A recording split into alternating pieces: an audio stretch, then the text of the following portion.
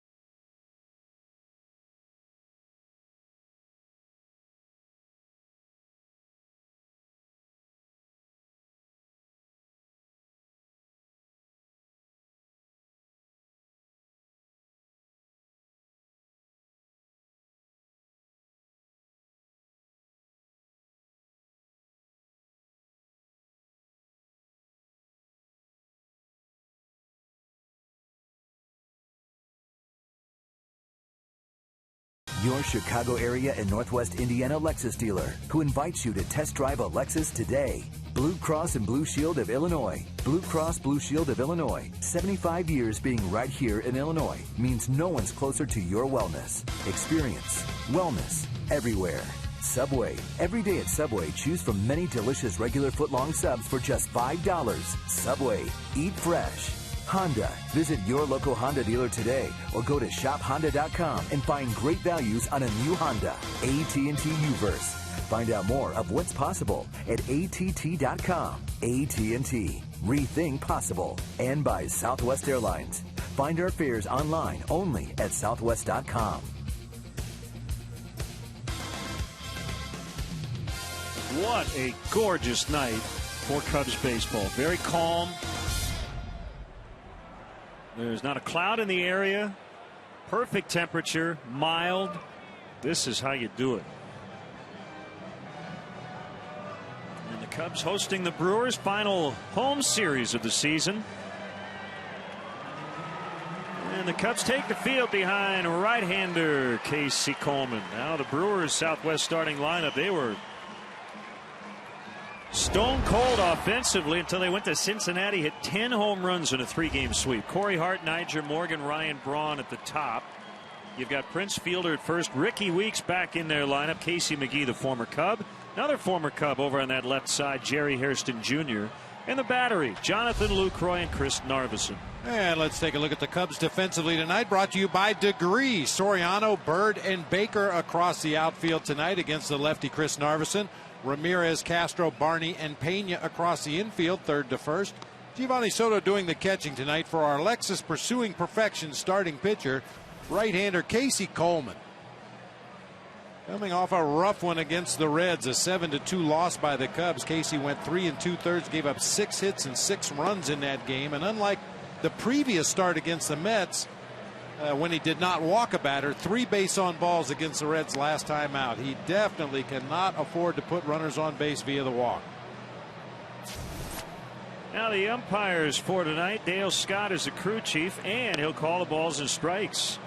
He's been doing this for over 25 years. Oregon native and a big Oregon Ducks football fan. Well, he's not working. So Corey Hart will lead it off. The Brewers are the first team in Major League history, Bob, to have 2 different players in the same season with at least 4 leadoff home runs. Ricky Weeks has 4, and Corey Hart, who has now taken over the leadoff spot, has 5. He's hitting that leadoff spot his last 54 starts pretty much by default, but he's done a really nice job, and he's been hot over his last 44 games, hitting .331. And the 24-year-old Casey Coleman deals strike 1 to Corey Hart, and we're underway.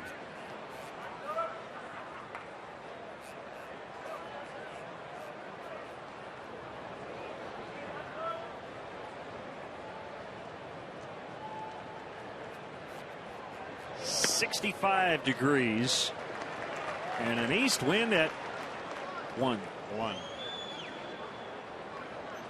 Not even a wiggle on those flags in center field.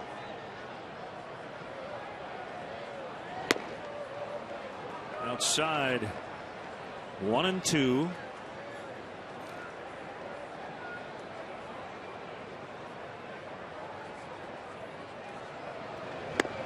Swing and a miss, strike 3.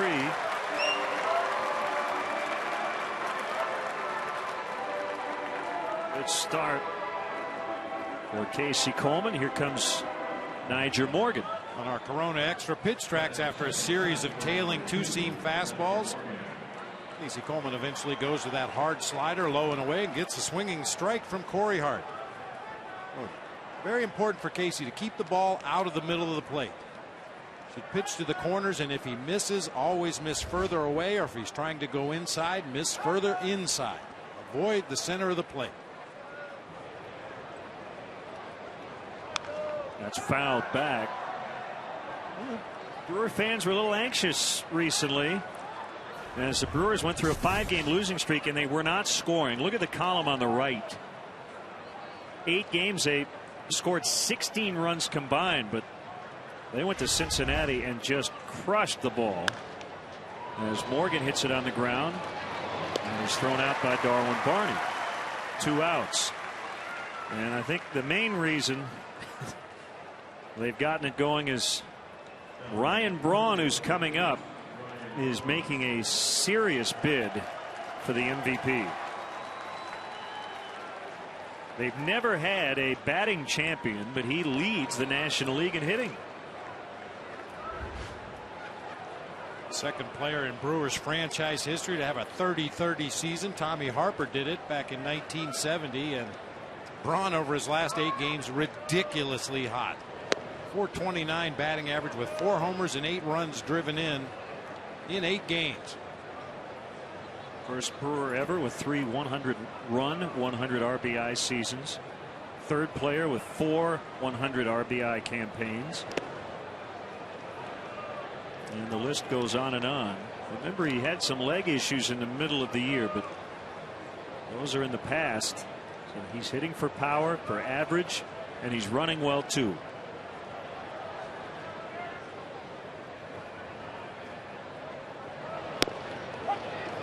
It's a strike.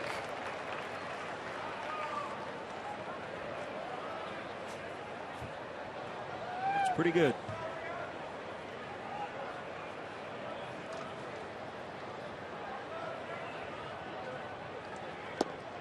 And swing and a miss, 2-2.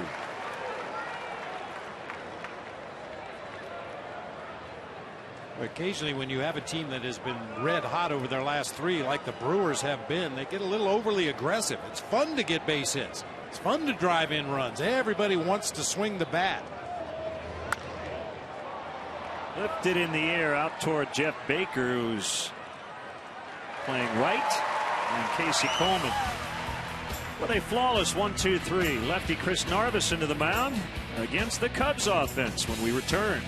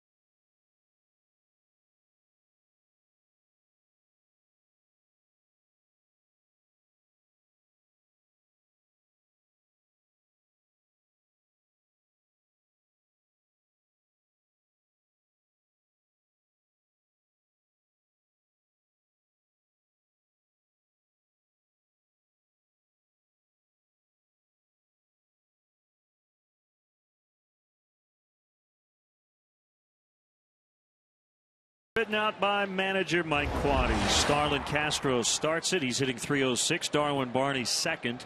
Aramis Ramirez among the league leaders at .308. Jeff Baker, excellent numbers against the Brewers. Soriano in left, Bird in center. Carlos Pena, the lone left-handed hitter in the lineup. Soto hitting 8th with Coleman 9th. And actually Coleman's a lefty too, but he's a pitcher. Take a look at the Brewers defensively tonight, brought to you by Degree. Braun, Morgan, and Hart left to right across the outfield. Former Cub at third. Casey McGee, former Cub at short. Jerry Hairston Jr. Ricky Weeks will be at second base. Big Prince Fielder over at first. Jonathan Lucroy doing the catching tonight for left-hander Chris Narveson.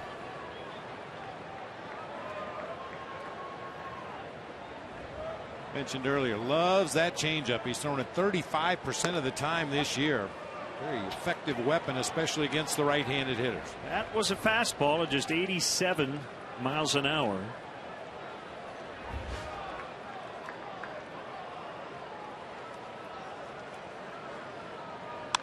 Castro on one bounce to Jerry Hairston Jr. who's playing short for the first time with the Brewers. It's not an unfamiliar position for him. And some bad news and good news regarding Kerry Wood. First, the bad news. We'll get that out of the way. He will not pitch again over these final 9 games. He has a torn meniscus in his left knee. The meniscus had bothered him for much of the year, but he was able to pitch through it. It really didn't bother him much when he pitched, but after his last outing, when he wasn't on the mound, it snapped. He's going to have surgery after the season, about a 6-week recovery. And he has said that he wants to pitch next year for the Cubs or bust. If not for the Cubs, he will consider retiring. And a lot of it will depend on who the new general manager is, but I know our opinion doesn't matter, but I hope he's back. Well, I think Kerry serves a valuable purpose with this team. He at least showed me enough this year physically on the mound. He's still got plenty of gas left in the tank as far as his right arm goes. And figures to be a lot of youngsters in that bullpen again next year. We're not sure where Andrew Cashner is going to land. We're not sure if Carpenter's going to be part of the bullpen. It's nice to have that veteran mentor down there, somebody who's been through it before. He's been a closer, he's been a setup guy, he's been a long reliever. later in his career. And he knows Cub culture just about as well as anybody. And we know he loves to pitch here at Wrigley Field. And I want to add the good news. They had the big bowling tournament for his Wood Family Foundation last night downtown, and they raised about $400,000. Nice. So he was thrilled with the turnout and the generosity of all those who attended. 3-2 on Barney. Narvison's pitch low. He walked him.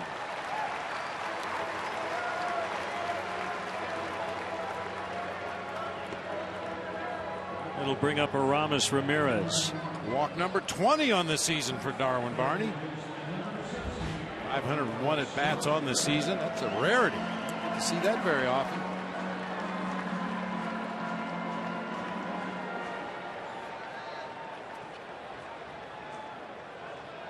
Well, yesterday Ramirez came off the bench and cranked one to deep right. It ended up being a sac fly, but one of the best catches you'll see in right by Brian Bogusevic, considering the conditions. Very few right fielders make the catch right up against the ivy in right. It was a pretty significant play. The next batter was Carlos Pena, who hit the controversial double to left. And the Cubs would not get another run. 0-2. He missed the changeup.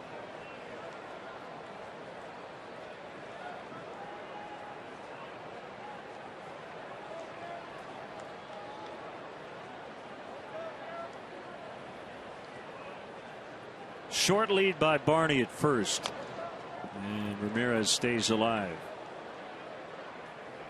Funny thing about this Bogusevic catch is earlier in the inning, Bobby made an error, lost a ball on the lights, didn't lose that one. Yeah, that's about as good a play as you'll ever see a visiting right fielder make here at Wrigley Field because of everything that was involved. Not in the least that well area out there in right field. The warning track is about 12 feet deep from well to well, but in that particular area it goes way back there. Bogusevic was able to stay with that ball, not only make the catch, but in the toughest part of the ballpark. Narvison hasn't started in 11 days. His last outing was in relief, 2 innings against the Rockies. He had a start skip because of some off days. This is his first start since September 8th, but they're going to get 2 to finish the inning. 4-6-3. And 1 inning in the books, no score.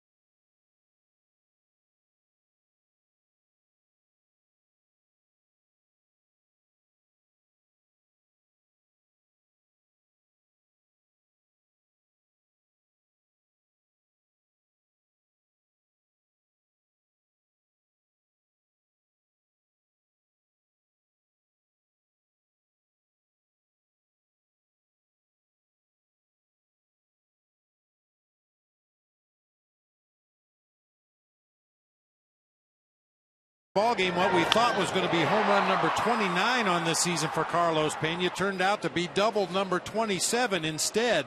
Ball hit right on the yellow tape on the top of the basket, bounced back into play. In the ensuing argument over where to place the base runner Starlin Castro, Mike Quade was ejected. That close. Freeze Cam brought to you by Frost Brewed Coors Light, the world's most refreshing beer. Prince Fielder just put a dent in the ball as he lines out to Marlon Byrd. Another big-time Brewer MVP candidate in the National League. Made headlines recently for saying what everybody had already assumed, that he probably won't be back next year. I don't know why that became such a controversial statement. And he would like to go out with a deep postseason run. Now Ricky Weeks, who missed 6 weeks after badly injuring his left ankle, beating out an infield hit against the Cubs in Milwaukee on July 27th. He has not played a full game since coming back. This is his 6th start and 7th appearance since returning from the DL, but this was a bad one. He took that big long stretch at the end and really turned that left ankle. At the time of the injury, he had already scored 71 runs on the season. He was well on his way to a monster season as far as getting on base and scoring runs for this Brewers team. And right after that, the Brewers went on a huge run. They won 27 of 32 to grab total control of the division. Everybody else picked up the slack. The starting pitching was tremendous. And that stretch I'm talking about, as he takes a called third, started with a 3-game sweep over the Cubs and ended with a sweep against the Cubs. 2 quick outs here in the second. So far, Casey Coleman has done exactly what he needs to do against this Brewers team. On our Corona Extra pitch tracks, you see he's either hitting the outside corner of the plate or missing further away. And then I think that's a key to any successful team. How do you handle adversity? Everybody's going to have injuries over the course of the season. How do you deal with those injuries? Some teams occasionally will fold up their tent and disappear. Other teams manage to tread water and just stay where they're at. And in the case of the Brewers, they took off. Casey McGee would like to get going again. Slow start, got hot for a while, but he's been really cold lately. 0 for 17 and 3 for his last 38.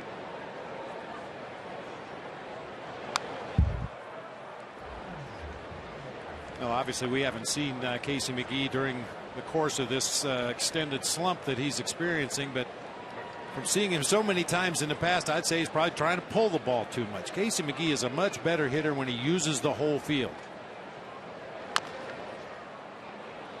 Tap to Barney, and Casey Coleman has been sharp early on. 6 up, 6 down. We are scoreless.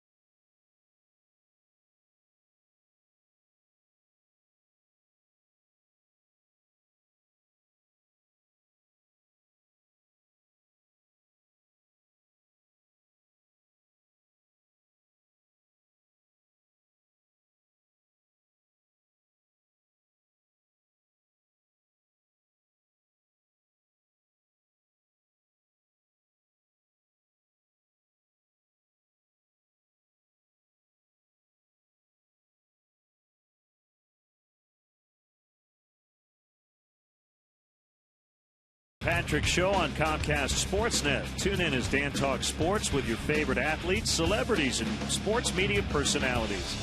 Get your sports day started with the Dan Patrick Show weekday mornings from 8 to 11 on Comcast Sportsnet.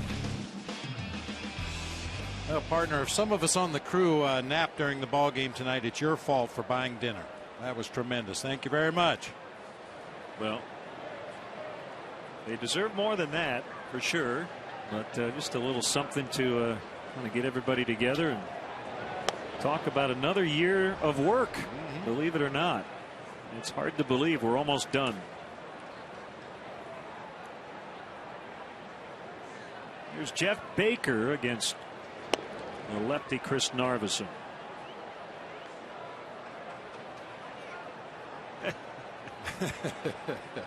It went all out.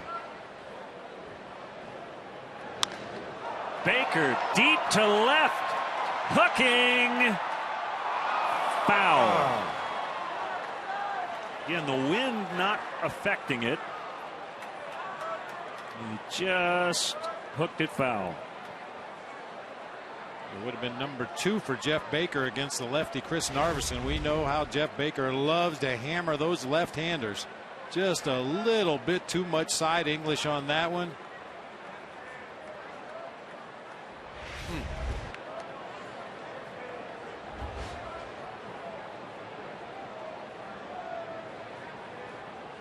Sitting in the cleanup spot between Ramirez and Soriano.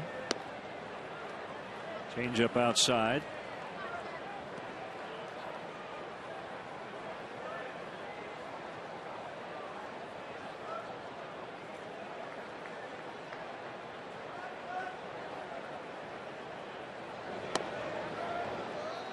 The curve just missed. It's full 3-2.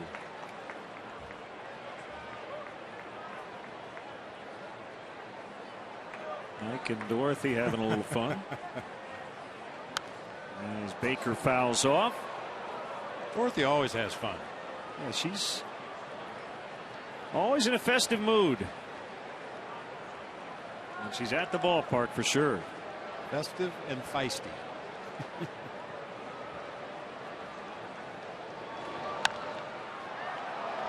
Popped up back at first. And it should be routine for Prince Fielder, backpedaling.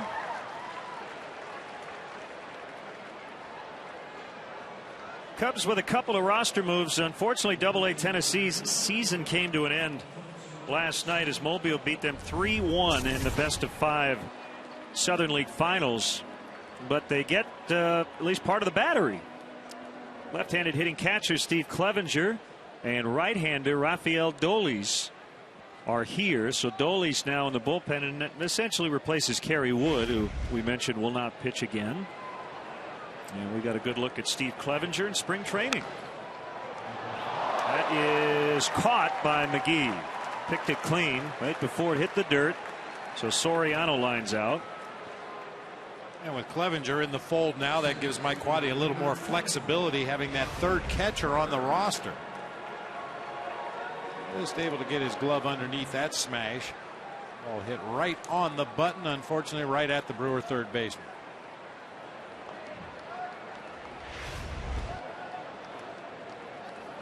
Steve Clevenger played at Double-A and Triple-A this year and combined to hit .319 with 30 doubles. McGee ranging to his left. He throws out Marlon Byrd.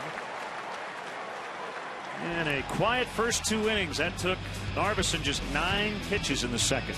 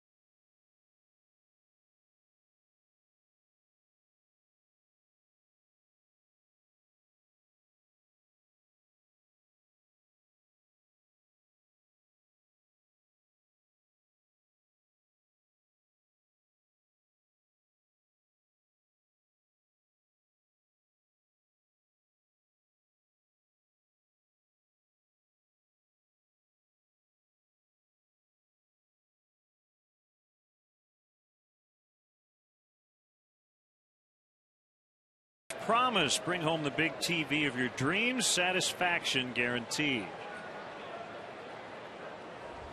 I did that just today, Len. As you know, we're in the process of making a move. Got a new television from Best Buy. Hung it on the wall today. I can't wait to get home and watch it.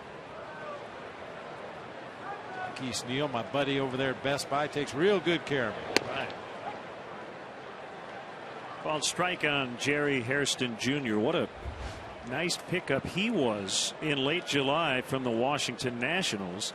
Carlos Gomez was out with a broken collarbone, so Hairston able to pitch in from the right side in center and also at second base with Ricky Weeks on the DL. Well, Gomez and Weeks are back, so Hairston getting a shot at short tonight in for, and we have to change the pronunciation of his name. We've been doing it wrong for the last couple of years. That's deep to left for Hairston. A line shot home run into the front row. Well, Ron Renicky, I guess, had a hunch. Hairston was 0 for 18 before that home run, and we know he's a dead pull hitter. And he pulled it into the bleachers. Well, Jerry Hairston has really turned himself into one of the finer utility players in baseball. As you mentioned, you play him anywhere on the field. Our HP home run replay gives the Brewers a early 1-0 lead here with that line drive homer into the bleachers in the left. His 5th homer of the year, 1-0 Milwaukee, and Jonathan Lucroy, the catcher, takes ball one. Yeah, he's in for it. Yunieski Betancourt. That's how you say it. We have been saying it wrong. Well, from this point forward, he will be known by me as the Brewers shortstop. His teammates call him Uni. Uni.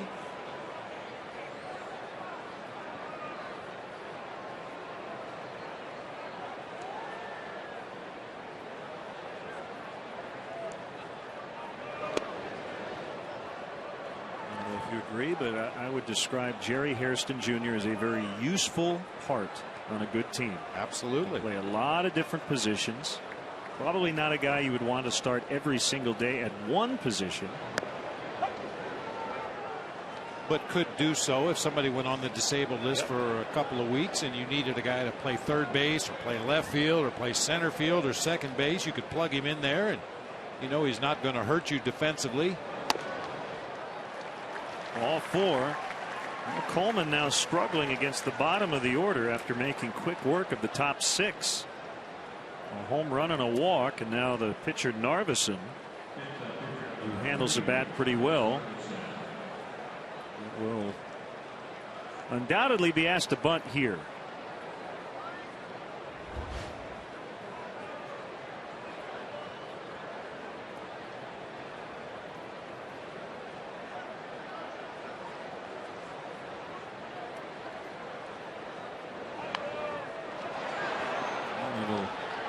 Work out for the Brewers as Soto will throw to Barney.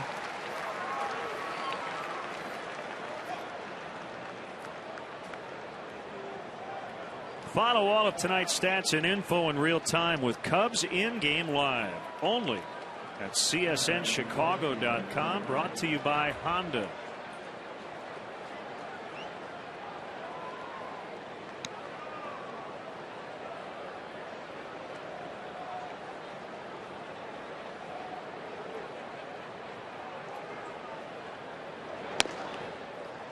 Fastball high on Hart.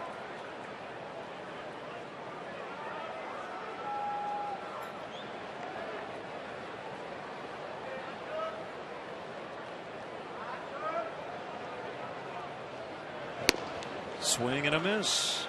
And a slider. Well, you got a wild day-night doubleheader going on in Boston. The Orioles beat the Red Sox 6-5 earlier today. It's already 7-5 Boston in the bottom of the 3rd in the nightcap. Ramirez will look back Lucroy and throw out Hart. And that game earlier today helped out the idle Tampa Bay Rays get within a game and a half of the Red Sox. in a wild card race. Going back to last week, Bob, Baltimore has beaten Tampa Bay twice, the Angels twice, and the Red Sox once. 3 contenders. They've got 5 wins as they've played the spoiler. But it is a typical Fenway Park night here in Game 2. 12 runs on 14 hits. And they're only in the bottom of the 3rd inning.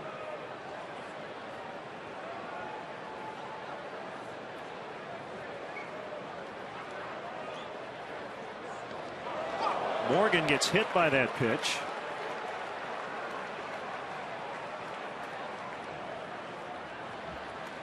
We've had fun with Tony Plush, as he calls himself. Well, Nyjer Morgan has now become Tony Hush. Had a controversial incident recently in St. Louis when he started jawing with Chris Carpenter. And in the aftermath, he has decided to just play ball and not worry about talking to the media. He tweeted about that incident, called Albert Pujols Alberta. What a novel concept. Just play ball. Yeah, so he's kind of shut it down in terms of the media stuff, which is probably a good idea. The pitch to Ryan Braun. That's a strike.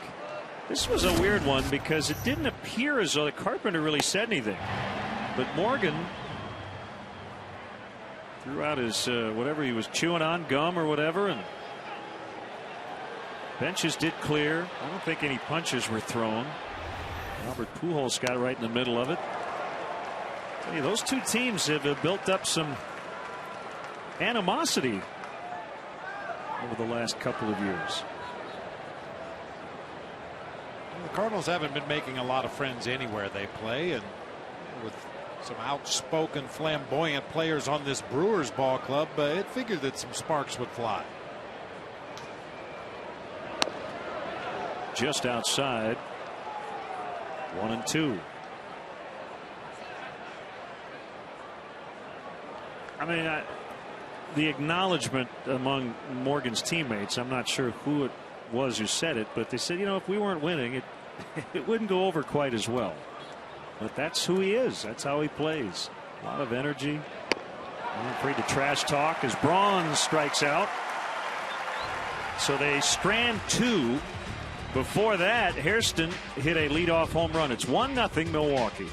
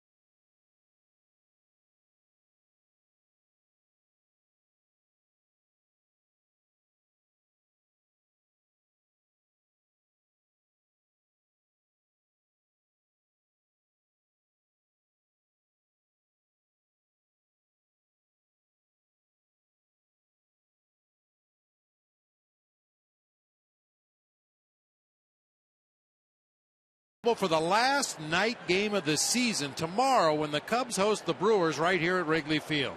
Game time is 7:05, but be sure to arrive early. The first 10,000 fans will receive a Cubs floppy hat, compliments of Fisher Nuts. Get your tickets now by calling 1-800-THE-CUBS or visiting Cubs.com. For freshness you can see, think Fisher. Buy Fisher Nuts at your local jeweler.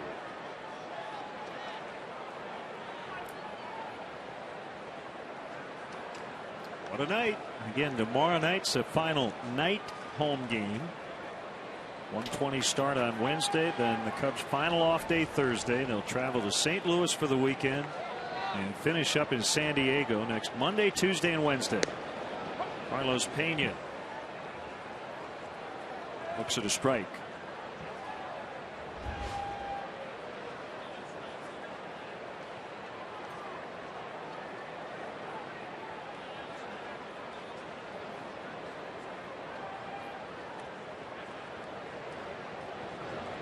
Another not so insignificant occurrence today. Didn't have anything to do with the playoff race, but congratulations to Mariano Rivera as he passed Trevor Hoffman on the all-time saves list. Got his 43rd this season. 6-4 Yankees the final over the Minnesota Twins. Went 1-2-3 in the ninth. And he is the all-time career saves leader with number 602. Has there been a pitcher in the history of the game that had a better cut fastball than Mariano Rivera? That's been his whole career, basically one pitch. I mean, even Trevor Hoffman, especially early in his career, had a good fastball. He would throw an occasional curveball. His specialty pitch was the changeup, but Mariano Rivera, for most of his career, has lived with one pitch.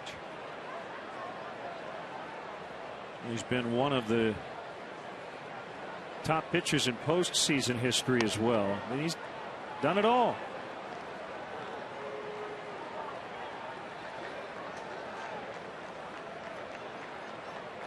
In the postseason, he is 8-1 with a 0.71 ERA in 94 games, including a 0.99 in the World Series.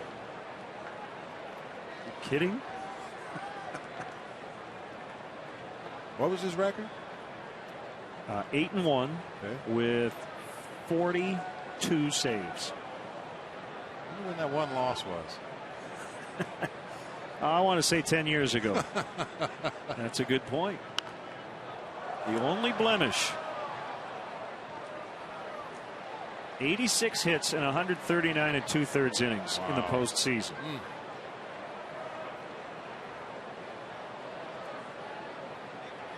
And always did everything with such professionalism and poise. You never heard his name at any point in his career with anything negative, whether it be with teammates or opponents or the front office. Pena draws the walk. Let's have their second base runner. Walk number 93 on the year. He's third in the National League in that department. And now it's Giovanni Soto, the catcher.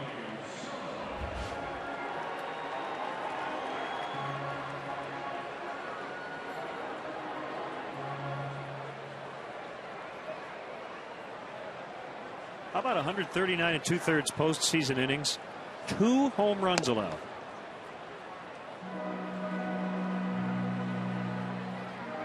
And once again, with every opposing batter knowing what's going to come.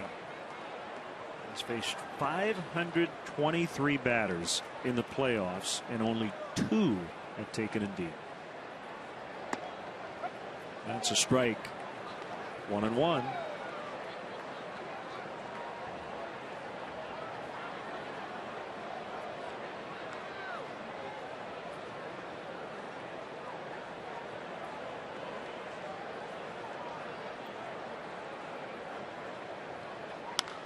Giovanni Soto launches to deep left, and the Cubs will have the lead. Hello, Waveland. 2-1.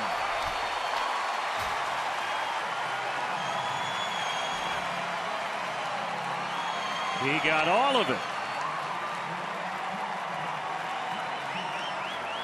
And for the first time this year, a Cub batter has reached Waveland. Our HP home run replay, very little doubt about this one. The 16th home run of the season for Giovanni Soto disappears into the night onto Waveland Avenue. Ball was crushed.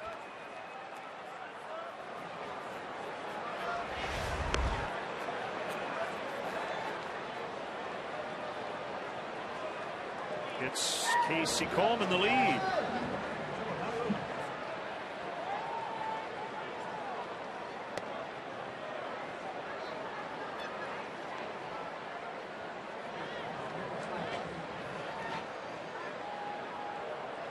'70th career home run, 16th this season.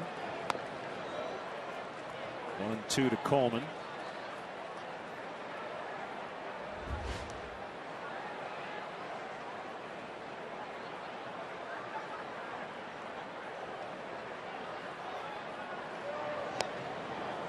He struck him out. That's the first for Narveson.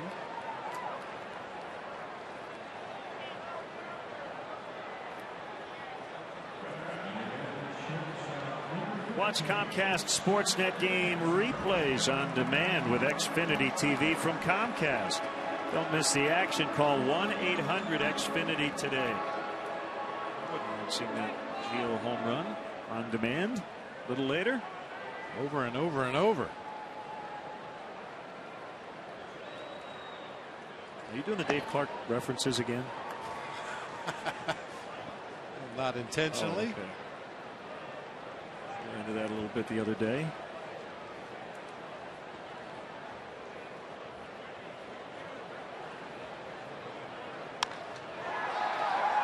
Morgan will retire Castro, who's 0 for 2. Starlin needs 5 hits. Hopefully he can get them in these next 3 games to get to 200 before the Cubs hit the road again.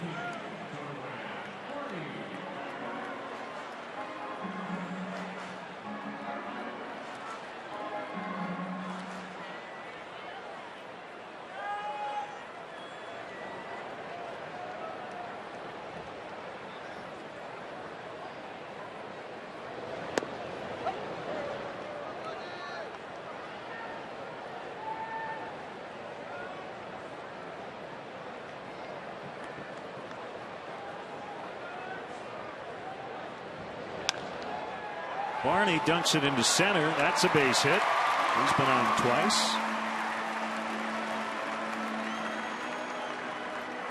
It'd be nice to see Darwin Barney finish strong. He's had such a good year. You see the most multi-hit games among National League rookies. Darwin Barney right at the top of the list.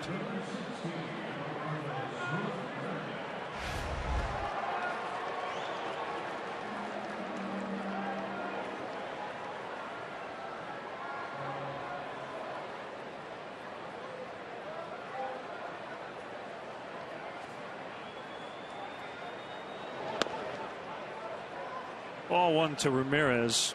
He hit into a 4-6-3 to end the first.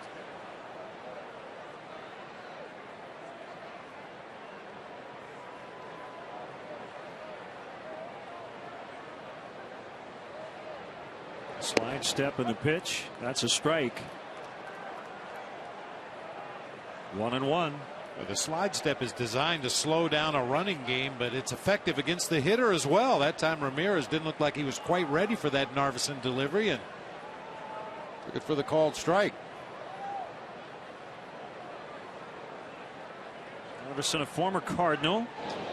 He was a second-round pick of St. Louis out of Asheville, North Carolina in 2000. He's gone through Tommy John surgery, left shoulder surgery as well.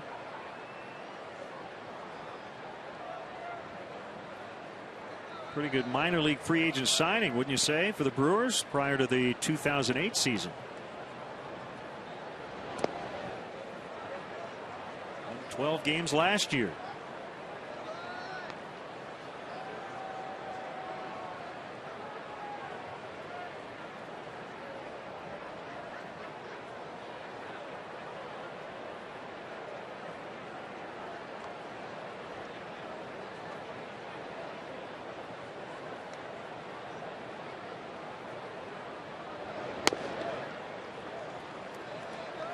Well, he's a valuable piece of Ron Renicke's pitching staff because he's one of only 2 left-handers, along with Randy Wolf, another starting pitcher.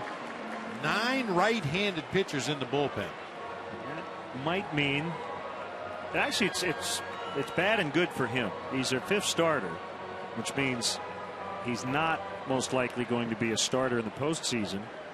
But they sure could use a lefty in their pen.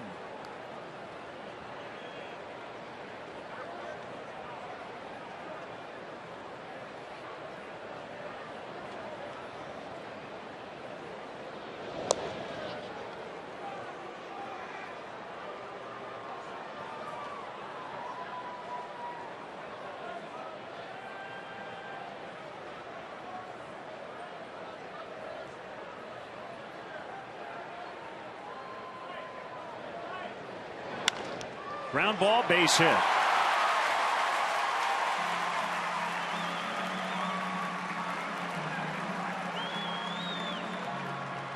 Consecutive 2-out singles, and it'll be Baker.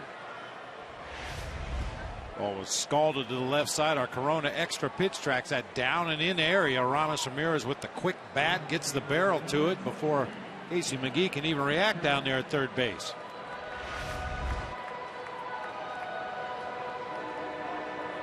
Well, this field took a ton of water yesterday. Grounds crew worked very hard on it. You can still see some diamond dry in a couple of different areas, especially around shortstop and first base, home plate, and down both foul lines. But for all the rain this field took, it's in great shape tonight.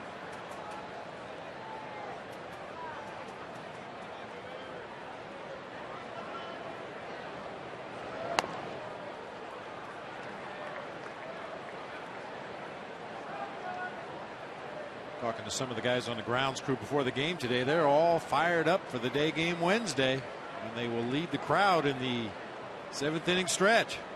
Jim Belushi will be here to help them, and we look forward to that. Kurt Busch, he raced today and finished 6th in the Geico 400 Sprint Cup Series race at Chicago Speedway. He's going to conduct the stretch. Huge Cub fan. Hey fans, next time you want to catch a Cubs game, head to StubHub, where you'll find the seats you want and the freedom to choose where you want to sit. StubHub is the official fan-to-fan ticket marketplace of the Chicago Cubs. For more information, visit Cubs.com/StubHub.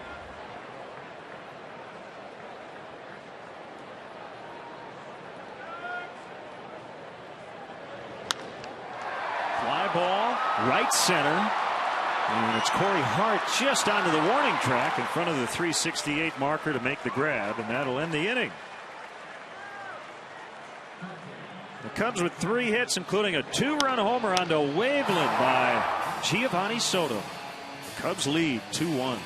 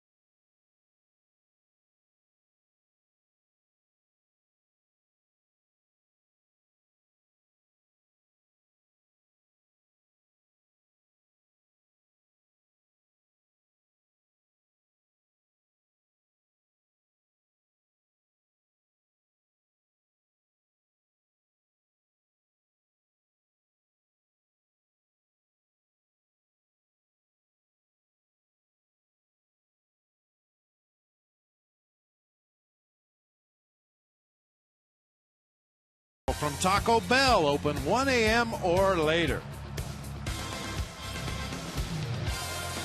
We talked about this field and the amount of rain it took. We want to thank our Menards ground crew for their hard work, not only overnight and this morning, but all season long. They've done such a great job here at Wrigley Field.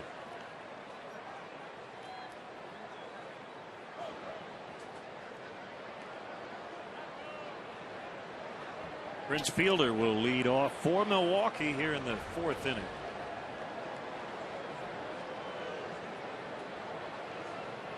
And with an 11-game hitting streak. Started every game. Only player in baseball to start every game. 151 now at first base, 3 as the DH in interleague play. He's the first Brewer to have 5 straight 30-homer campaigns, currently with 34.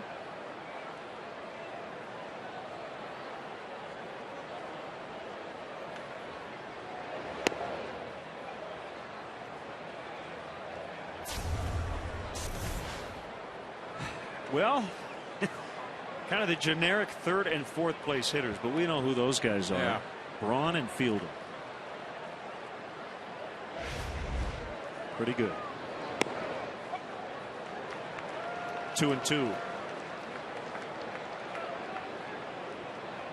I think they complement each other very well. You've got a right-handed batter, a lefty. Fielder a little more patient. Both guys hit for power.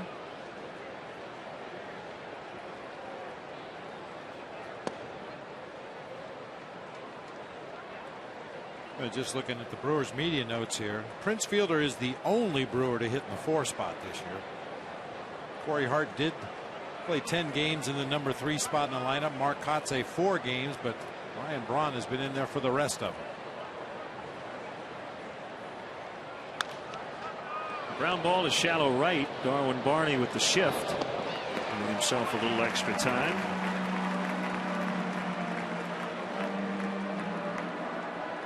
Time now for our AT&T trivia question. Who was the first Cubs outfielder to win a Gold Glove award? Started handing out those awards in 1957.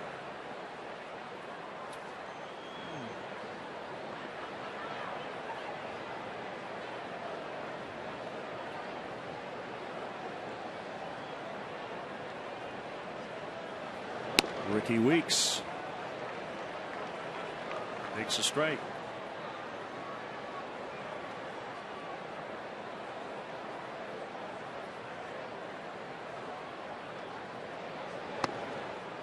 I think he went. He did.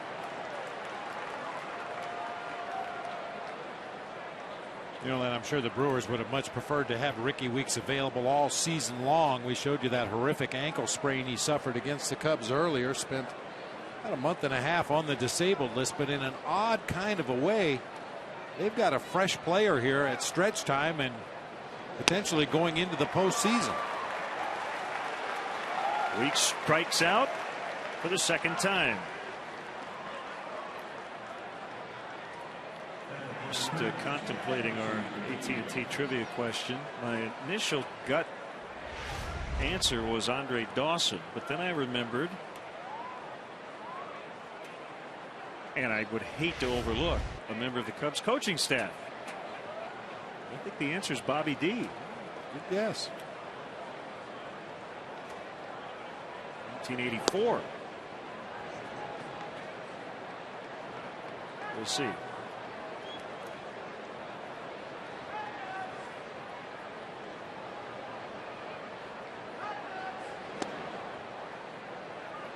We always want to get the trivia question right, but when it involves a current member of the coaching staff, we really need to get it right. Or we won't hear the end of it. Come on, Len. Bob, how could you forget?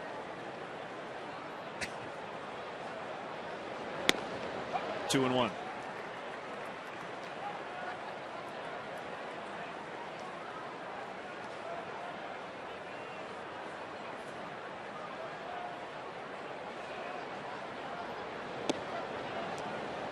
Curveball low. 3-1 on McGee. 3 runs in this game.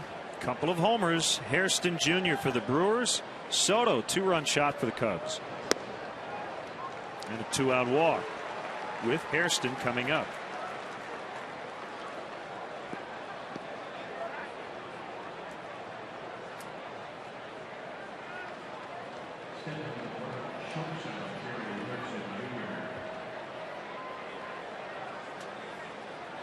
Yeah, that's right. I'm cheating. Looking through the media guide. Sure, it's in here somewhere. You can take it to the bank. It's Bobby Dernier.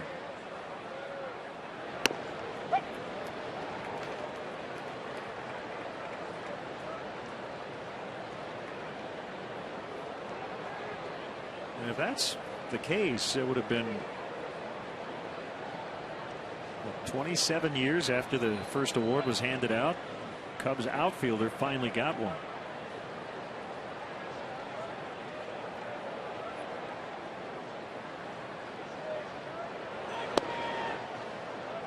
Sliders low and outside, 1-1.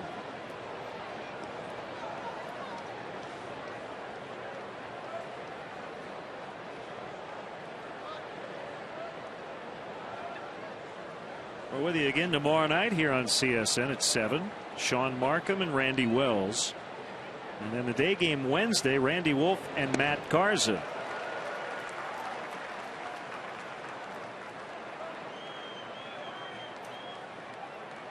Cardinals tonight are wrapping up a series in Philadelphia, and they lead the Phillies 4-1. They lead Roy Halladay and the Phillies 4-1. Lance Berkman with his 31st home run. That was back in the first inning. Hairston swings and misses. 5 Ks for Coleman. And he takes a 2-1 lead into the bottom of the 4th.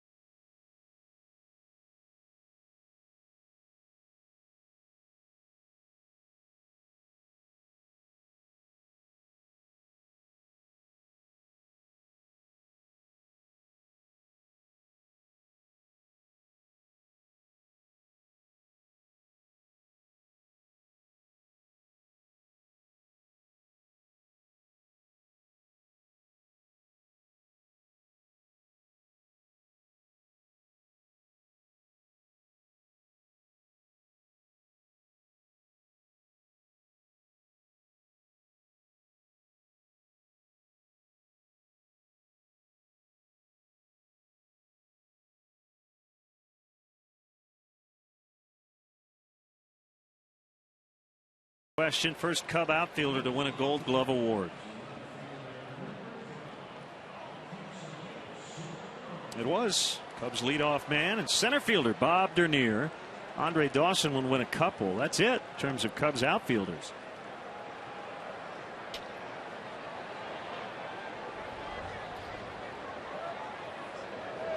Alfonso Soriano looks at a strike.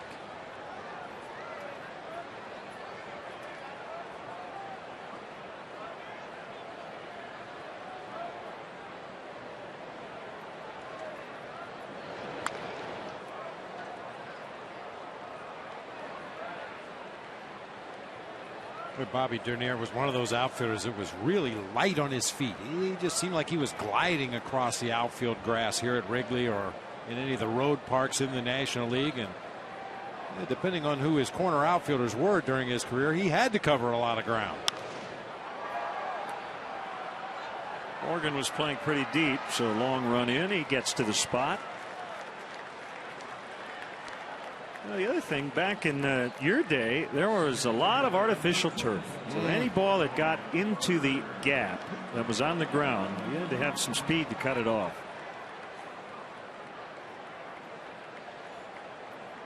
Let me say there was a lot of bad AstroTurf. Yeah.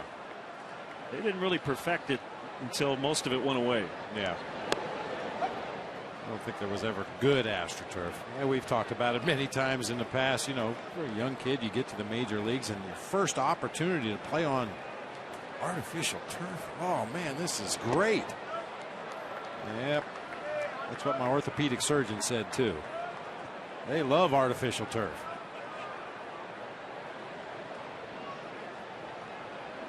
It's frightening to think how much better Andre Dawson might have been and how many more years he might have been able to play had he not spent most of his career up there in Montreal playing on that turf.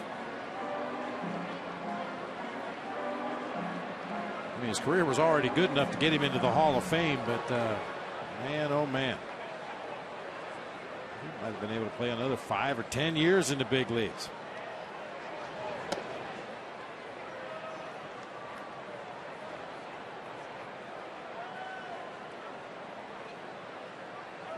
All 5 hits for Bird off Narveson have been doubles.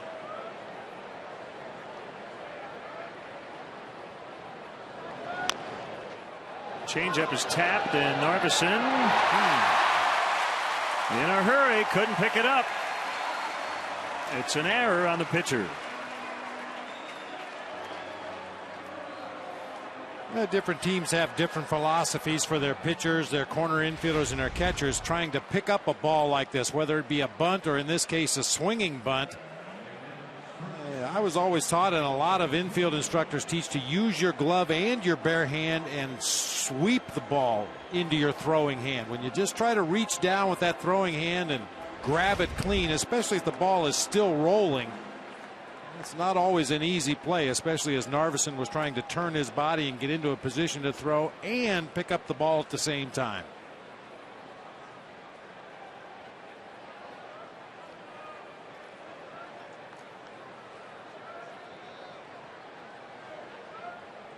As Pena digs in, you know, the wild card race in the National League and the AL for that matter could really tighten up tonight.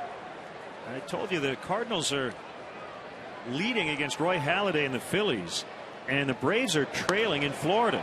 That is hit hard but foul. Atlanta just scored twice in the 7th, but they're down 4-3. And if those scores hold up, it'll be a 2.5 game spread in the wild card. Braves over the Cardinals. The Giants are 4 back. San Francisco has won 8 in a row.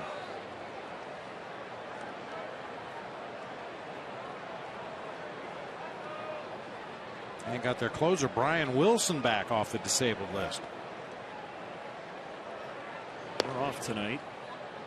Arizona's hosting the Pirates a little later. Braves still in control, but they have a really bad week, and the Cardinals have a really good week. And if the Giants have a really good week, things could change. But it really has to be a combination. You know, the Cardinals have to go 5-6-1, something like that, while the Braves are going 1-4, 1-5. That's the only way they can really get back in this thing. And they've now tied it.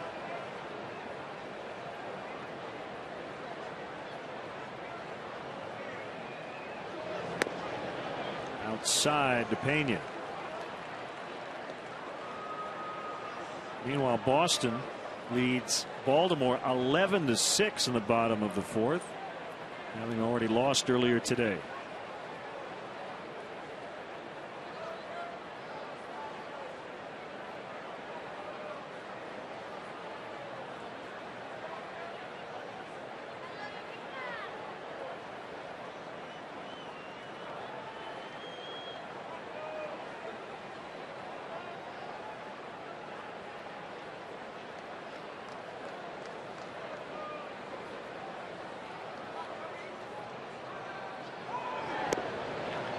Pena has walked twice. Seems to be well on his way to 100 walks this season. 94. See Wrigley through the eyes of former Cubs players in our all-new VIP Living Legend Tour. This once-in-a-lifetime opportunity gives you the chance to hear the stories from the players who lived them firsthand. Join legendary former Cubs player Steve Trout for the last Living Legend Tour this season on Friday at 10:30 in the morning. For more information or to purchase tickets, call 1-800-THE-CUBS or visit Cubs.com. Soto cranked a 2-run homer onto the street, Waveland, in the 3rd inning to give the Cubs a current 2-1 lead.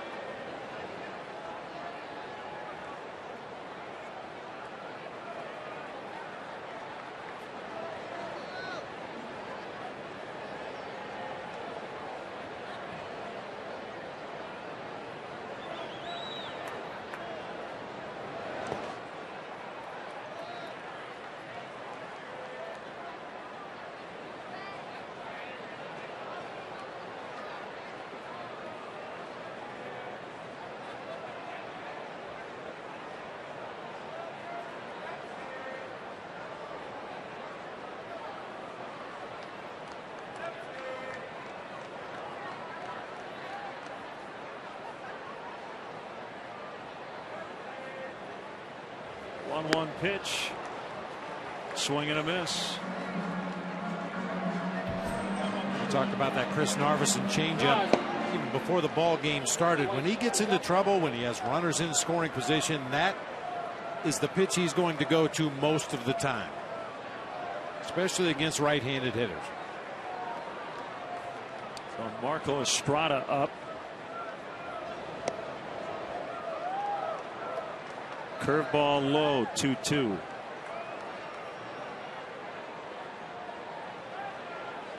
This is an example then of a catcher that took a pitch away from his pitcher. Jonathan Lucroy takes this curveball and pushes it further down to the ground on our Corona Extra pitch tracks. It was right there at the knees when it crossed the front of home plate. That'll get in there for a base hit, and it'll send Bird to the plate. Pena to 3rd, and a big night for Soto. 2 hits, 3 RBIs.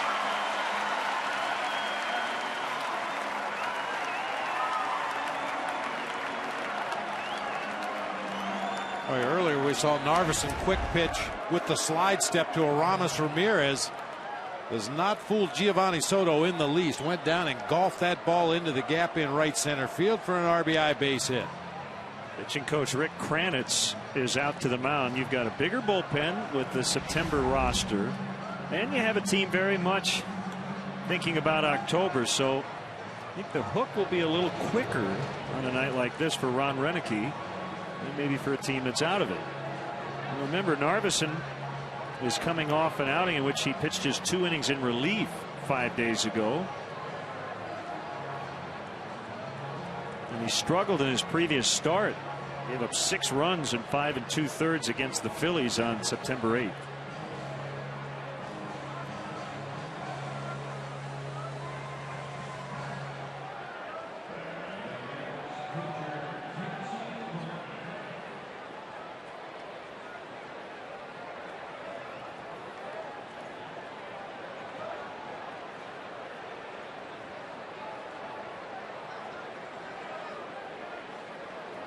Coleman will be asked to bunt to get Soto to second.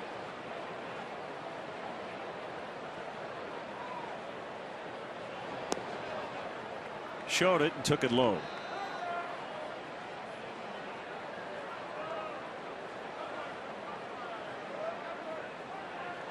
I think against a right-handed pitcher, you might be tempted to turn Casey Coleman loose in this situation. The Brewers defensively were all over the diamond that time. There were holes everywhere. Narveson, a tough lefty on a left-handed hitter, especially the opposing pitcher.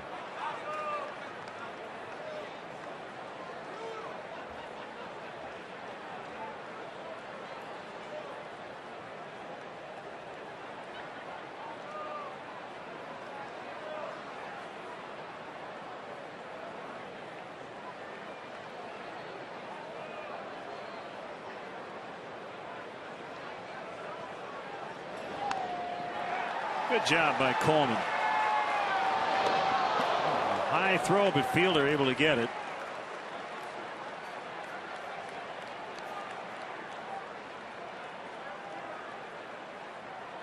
Second and third for Castro. Narveson almost took a little bit too much time checking the runner at third base before wheeling to throw to first. We know Casey Coleman can get down that line. You see Pena coming down the line with Casey McGee. When McGee retreats to the bag, Pena goes with him. As that runner at third base on that play, you can come down that line as far as the third baseman. The third base coach will help you in the event of a shortstop sneaking over behind, but that time Pena shadowing McGee down that line at third.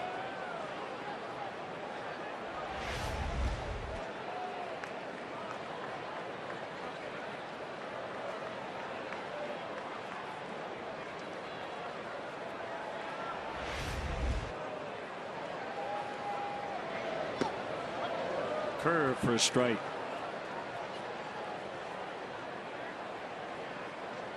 Castro has reached base in a career high 31 straight games. Longest such streak for a Cubs shortstop since Woody English with a 34 gamer in 1929 and a 32 gamer the following season, 1930.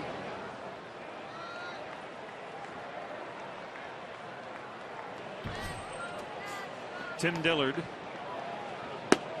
has joined the fun out in the bullpen. It moves Estrada a little closer to the fans. The reason Dillard has priority out there is he's a sidewinder. He needs a little more room.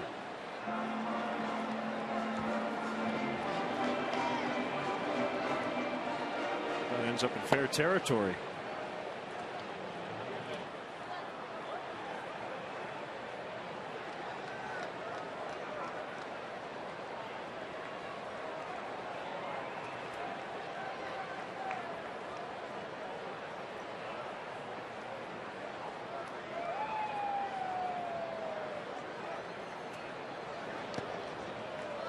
Smothered by Lucroy.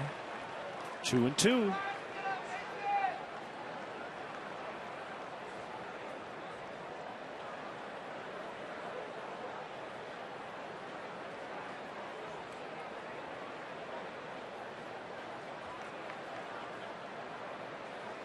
Well, it goes without saying you'd like to cash in runs every opportunity you get against this Brewers team. They've got the kind of offense that can jump back into a game in a hurry.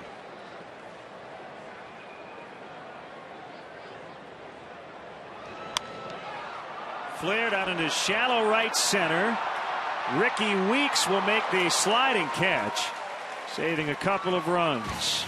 So after 4, it's Giovanni Soto 3, Jerry Hairston 1.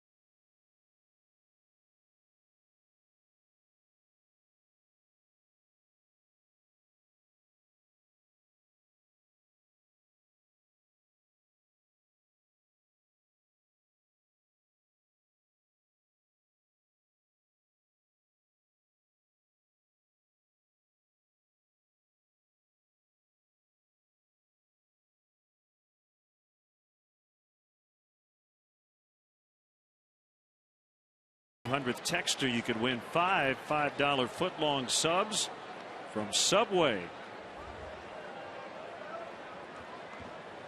A little cool, 65 degrees at game time.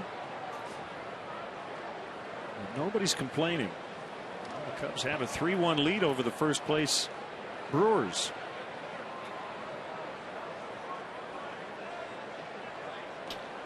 Looks like Narvison's done after 4 innings. Logan Schaefer is on deck behind Jonathan Lucroy.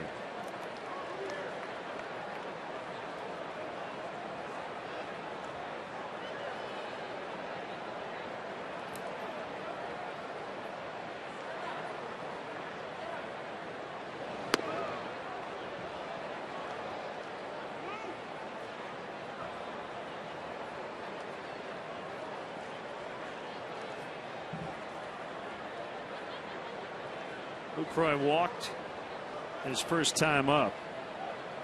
He's 0 for 14 and 1 for 28.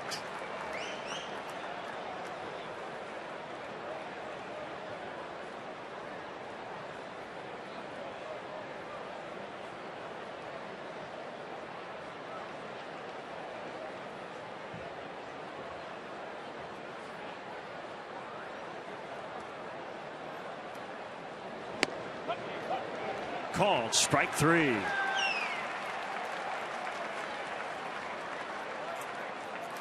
Coleman has punched out 6. Second called third strike for Casey Coleman, hitting his spots effectively here tonight. Will come back sinker, started off the outside corner, just comes right back in at the knees for a called strike. He is 1 strikeout away from tying his career high, set back in his last win at this level, May 19th at Florida. Struck out 7 Marlins. Rookie Logan Schaefer. He's an outfielder. Got his first major league hit yesterday. Pinch hit single off Francisco Cordero in Cincinnati. He's really climbed the chain. Started at high A. He was at Brevard County in the Florida State League. And AA, then AAA, and now the majors. It wasn't an A ball long. Only 9 games to start the season down there in the Florida State League.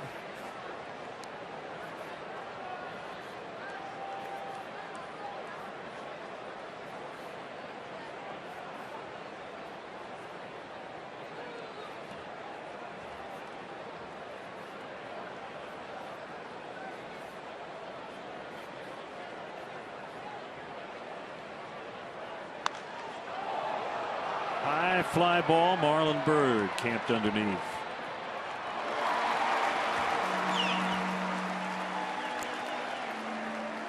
The Bud Light Bleacher Series provides fans with exciting special promotions in the Bud Light bleachers, including $3 12-ounce draft Bud and Bud Light Tuesday, $1 Vienna Beef Hot Dog Wednesday. Tuesday's special is also available in select locations in the seating bowl. For more information and to purchase tickets, visit Cubs.com.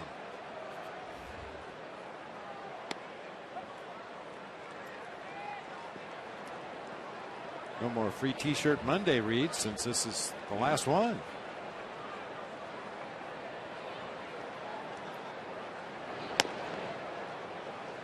Four seamers high, 1-1 to Hart. He has struck out and grounded out.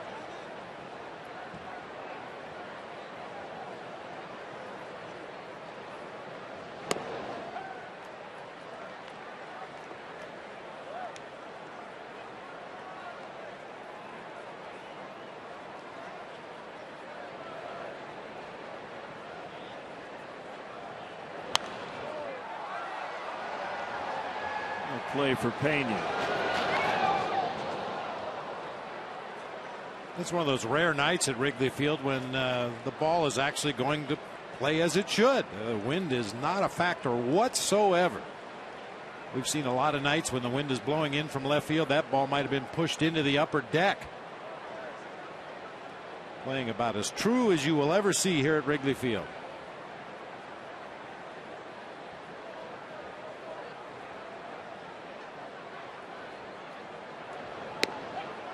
inside corner. So he ties his career best. Casey Coleman now has 7 strikeouts, and he has a 3-1 lead to the bottom of the 5th.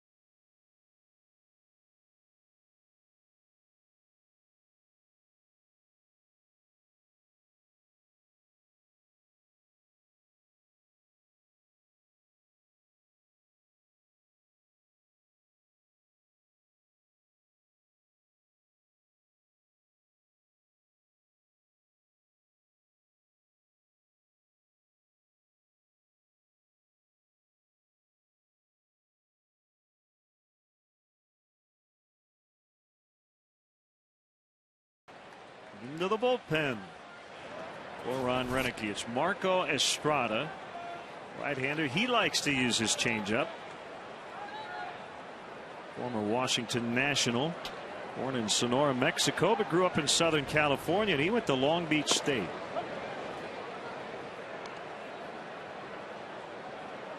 You know what that means, partner? He's a dirt bag. Dirt bag, yep.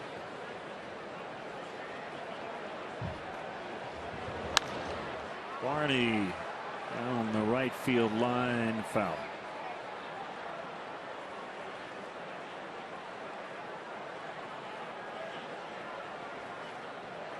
Estrada now 41 games, 7 of those have been starts.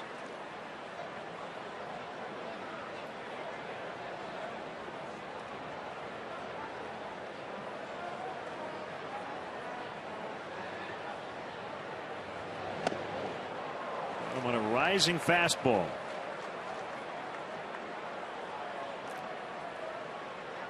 Narveson went 4 innings, gave up 3 runs, 2 were earned. That's an extra bonus for a pitcher. I'm sure that was meant to be a setup pitch for the following pitch for Marco Estrada, but if you can get a hitter to chase it, saves you a pitch.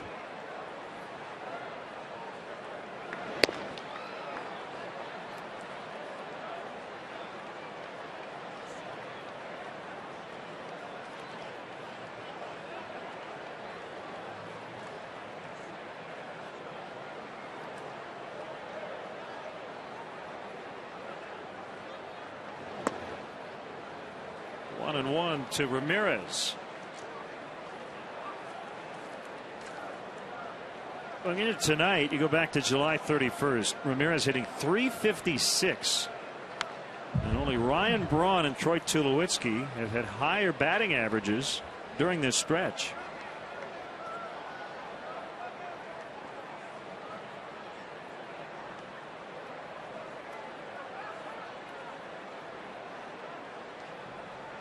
And lately, Ramirez has had to be content to take his base hits up the middle into the opposite field. Opposing pitchers rarely giving in and throwing him anything he can pull out of the ballpark to left center or left field. That time he pops up to Casey McGee at third base.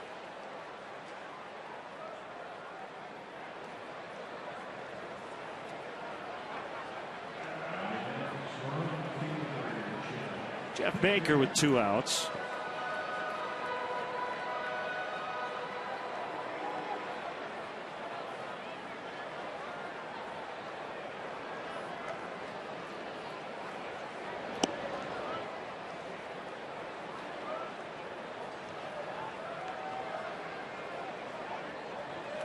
John Lackey, supported with 11 runs tonight, could not get through the requisite 5 innings to qualify for the win. Got taken out with 1 out in the 5th. It's 11-8 Boston. Now in the bottom of that inning. I would imagine Red Sox fans are just a little itchy these days after they lost 3 of 4 to the Rays over the weekend, cutting the lead to 2, and then watching it drop to a 1.5 with a loss earlier today to the Orioles.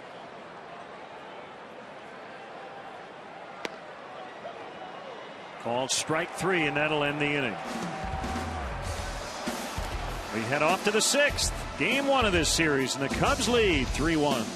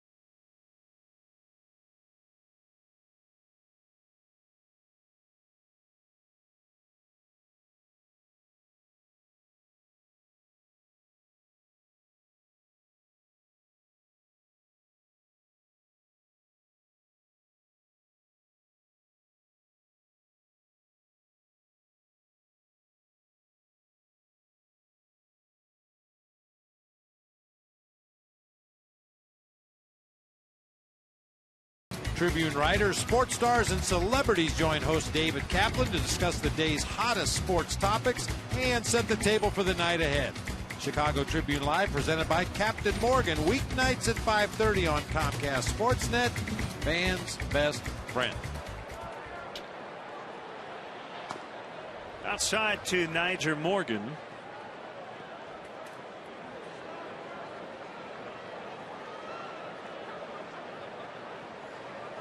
Very key guy to get, with Braun and Fielder to follow.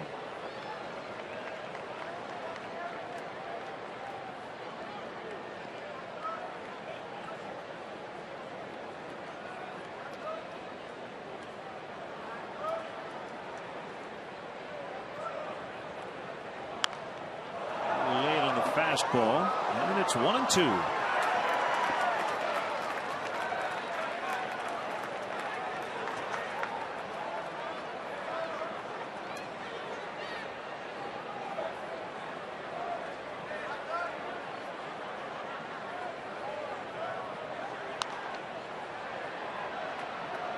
Marlon Byrd is there to make the catch.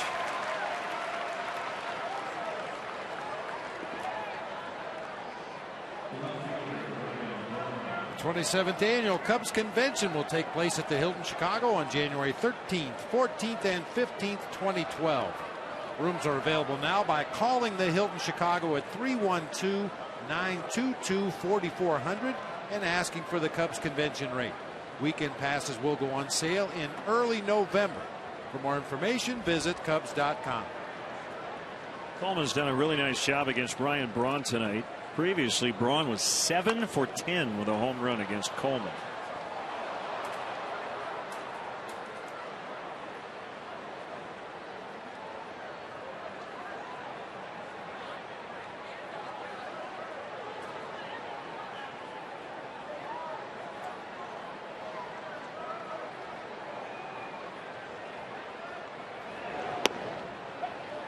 Slider, strike 2.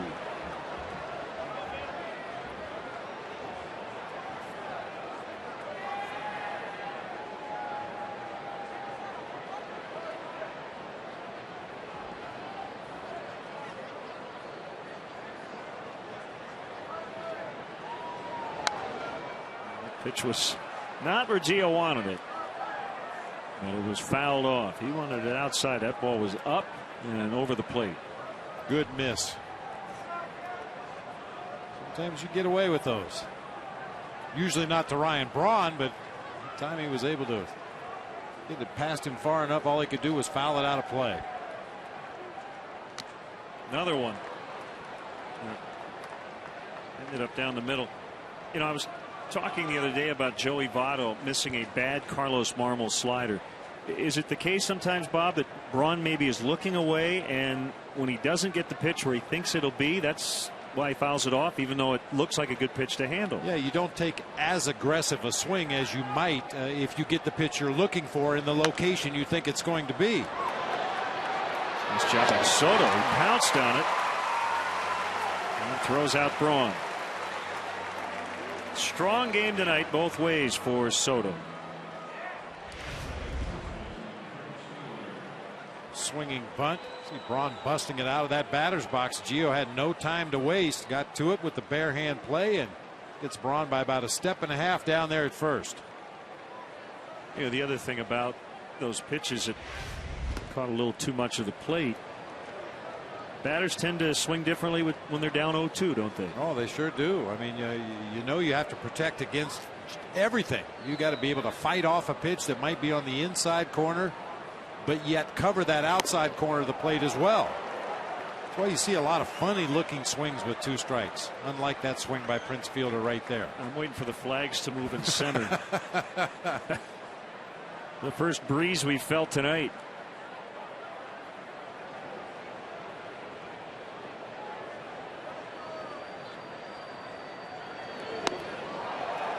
Another one. 1-2. Yeah, it looks like Prince is just trying to shorten up and punch that ball into play to the opposite field, doesn't it? No. No. Not even with 2 strikes. Drills that one out into the gap in left center. Bangs it off the wall. Throw to second, not in time. It's a double.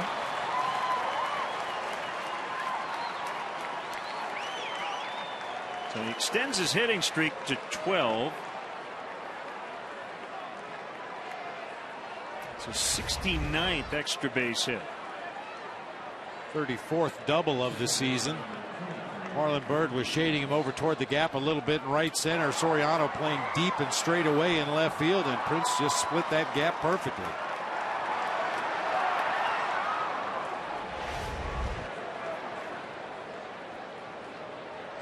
Weeks has had a tough time. He has struck out twice, and he waves at a slider.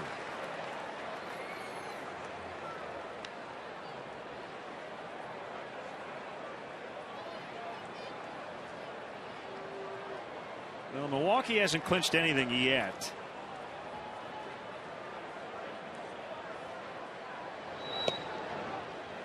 They are going to win this division unless there's just an enormous collapse here over the last week plus. But there's incentive for them to keep winning because we've talked about this before. They want to finish ahead of Arizona and play the wild card winner, not have to face the Phillies in the first round. I'd say there's a lot of incentive. They're 2 games ahead of the Diamondbacks in that regard at the moment. Now, you don't want to face the Phillies in the first round or the second round. Well, what you hope is that the other series, the other team upsets the Phillies. Because like you said, I guess if you do have to face them, you'd rather get them in a shorter than a longer series. Better chance for an upset.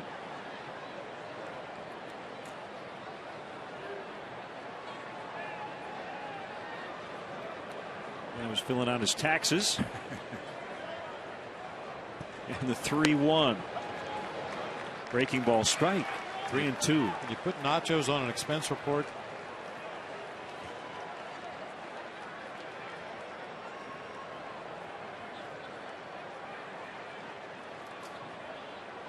Put that thing away and watch the game. Tough take. Ball 4.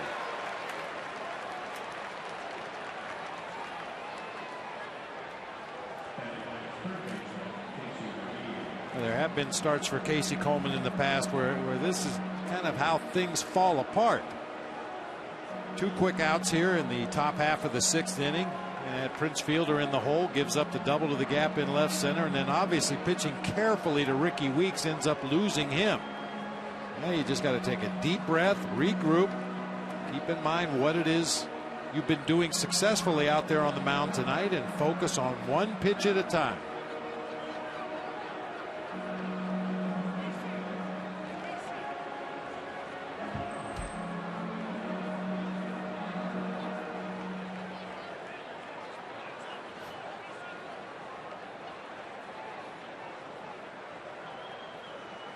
Casey versus Casey.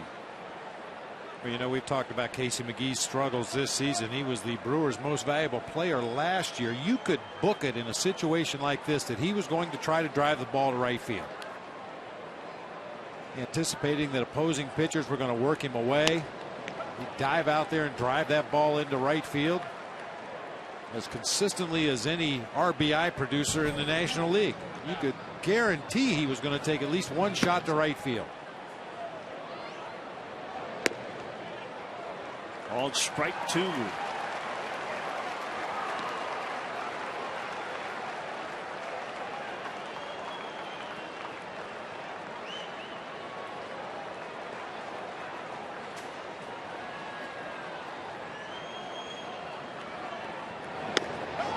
strike 3. Never did take the bat off his shoulder. So they strand a couple, and the Cubs still lead 3-1.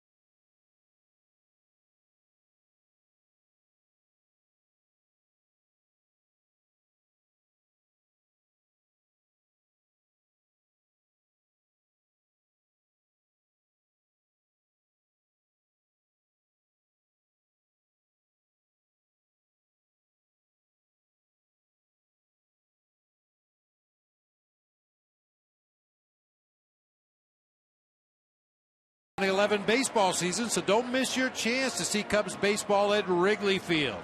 Great seats are still available, including bleachers. To purchase tickets, visit Cubs.com Call 1-800-THE-CUBS or visit the Wrigley Field box office. Second inning of work for Marco Estrada. We talked about the 7 starts he's made. He's basically their 6th starter. They have only used 6 starting pitchers all year. That's a major league low. And with Narveson going just 4 tonight, it's the 2nd time in the Brewers' last 61 games that their starter failed to go 5 innings. You see, St. Louis held on and beat the Phillies 4-3. So practically what that means for this series is that the Brewers, if the Cubs win tonight and they lead 3-1, if they hang on, the Brewers cannot celebrate a division championship on the field here, because the Cardinals don't play the Mets till Wednesday night. So the earliest the Brewers could clinch would be Wednesday night, watching the Cardinals host the Mets.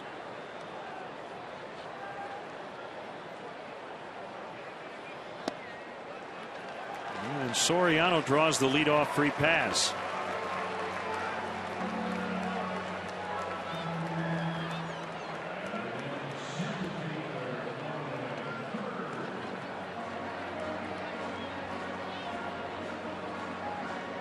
Cubs have taken 4 walks tonight.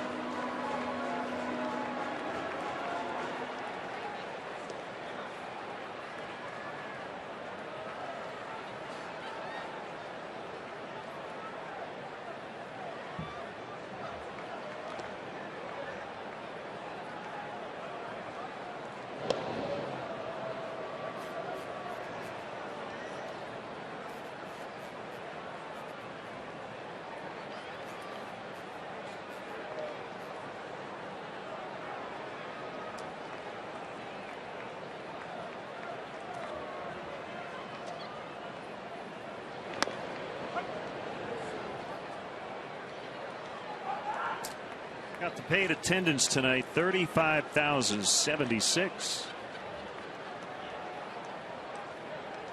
Cubs will go over 3 million in attendance officially on Wednesday afternoon, their final home date.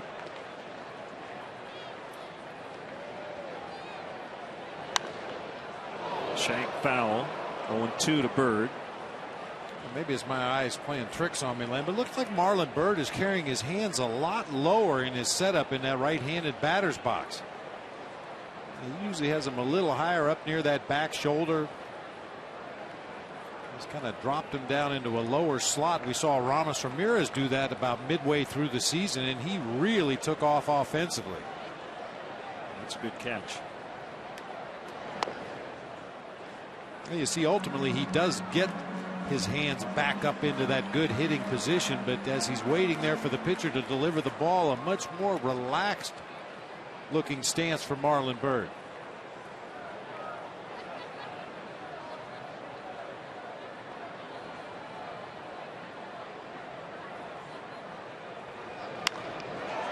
Line to center. Morgan is there. That's the first out.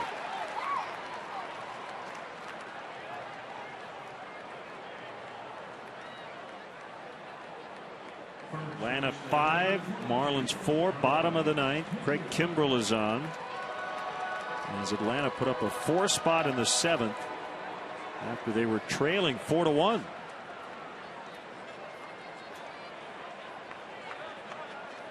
That would be a big win for the Braves. Mike Stanton has 2 homers tonight for the Marlins. Now, was it her birthday or is she telling somebody else happy birthday? She's wishing everybody in the world a happy birthday.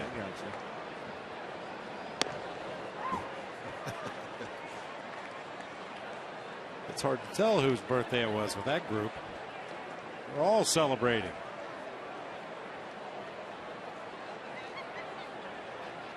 I think it's her birthday. In the middle, yeah. With the boa? Yeah.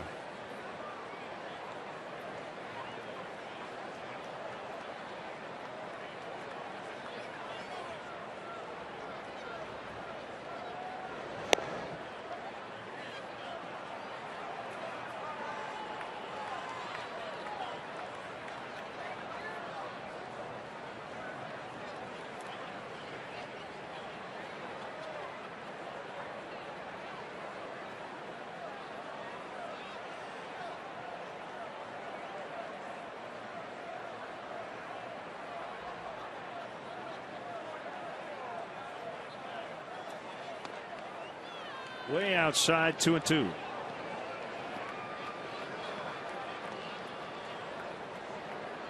And I don't want to see this because it wouldn't be a good thing for the Cubs or Carlos Pena, but if he hit a hard ground ball right at Ricky Weeks right now, that would be an interesting looking attempt at a double play. Jerry Hairston Jr., where he's positioned in this pull shift, is going to have to run to the bag at second while looking over his left shoulder for the throw from Ricky Weeks.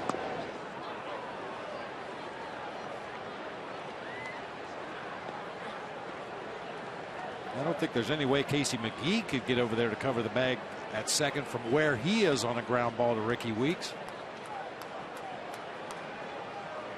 Boy, and as you see more and more of these exaggerated pull shifts, we've talked about it in the past, I think it's something that would be worth at least a day's work in spring training to practice. He's crushed to deep right, but foul. And maybe going into a series where you know you're going to play that exaggerated pull shift against a hitter like Carlos Pena or Ryan Howard or whoever it happens to be, maybe in your pregame infield work that day, get your guys out there and work on turning this awkward looking potential double play. They're checking with Dale Scott to see what the count is. And we had it right earlier. The board had one extra ball. So it's 2-2, not 3-2.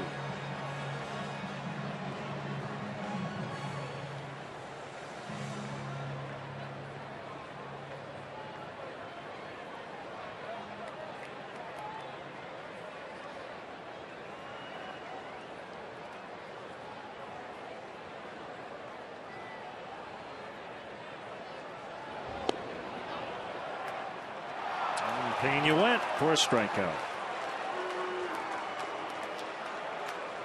Just could not hold up.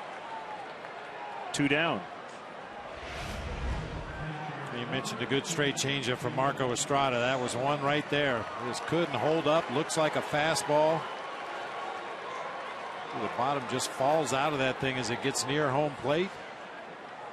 The appeal down to the third base umpire results in a strike 3. A homer, a single, 3 knocked in for Soto. Oh, he did it again!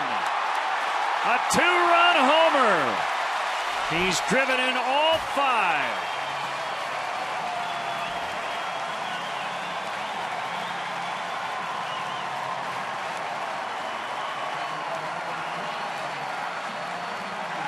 And you say locked in. Oh, man, he is feeling it tonight. June 9th of last season, his last 2 homer game, our HP home run replay, a meatball inside part of the plate right where Gio likes it, and he did not miss it. Wow. We're waiting for the pinch hitter. It was going to be Brian LaHare. Instead, it'll be Lou Montañez, or is it LeMahieu? It's Montañez. Yeah, Montañez. Lou Montañez. A great outing for Casey Coleman tonight. He did walk 3 batters, but he was able to pitch around those. Really had good command of everything. Chance for his first win in a while here in the big leagues. It was May 19th. Now it's September 19th. It's been 4 months.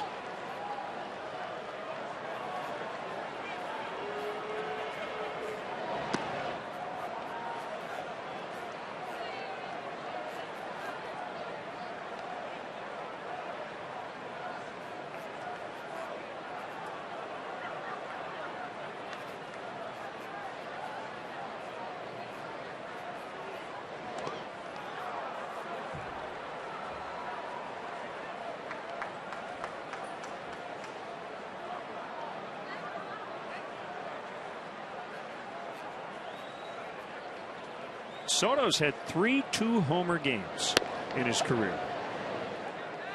They've all been against Milwaukee.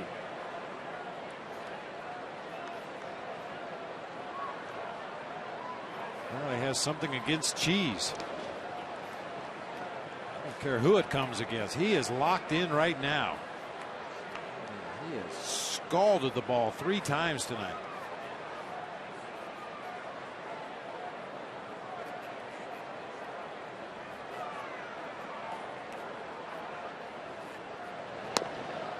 Montañez strikes out. Well, the key to tonight's just getting to the number 8 hitter.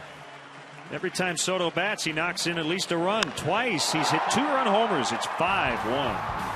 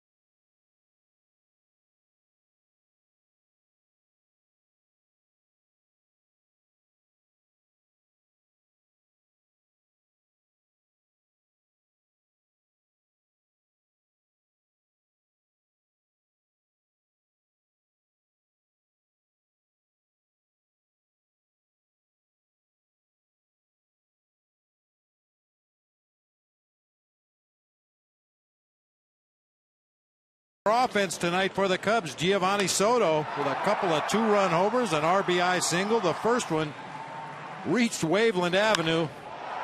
This one only went about a lousy 375 feet.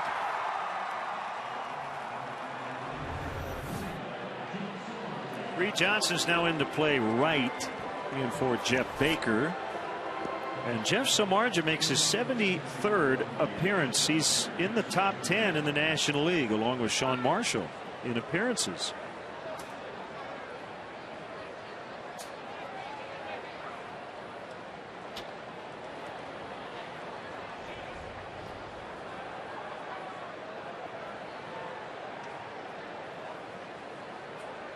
Jerry Hairston Jr. with a home run to put Milwaukee on top. It was a short-lived lead.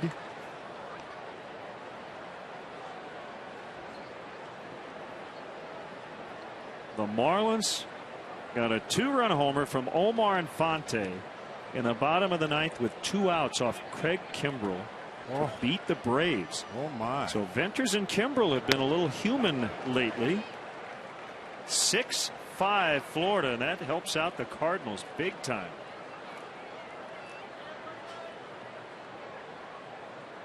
Very interesting. Oh my, Omar.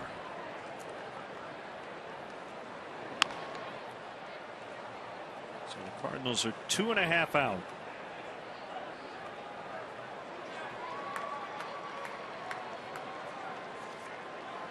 Infante committed an error earlier. I see an unearned run charged to Ricky Nolasco. Might have been part of that 7th inning. That's a pretty good redeemer. Yeah.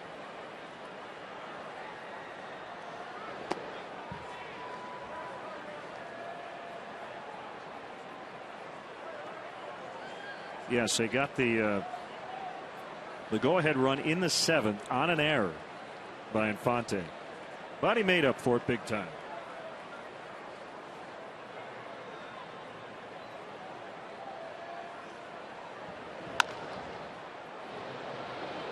Castro to Pena.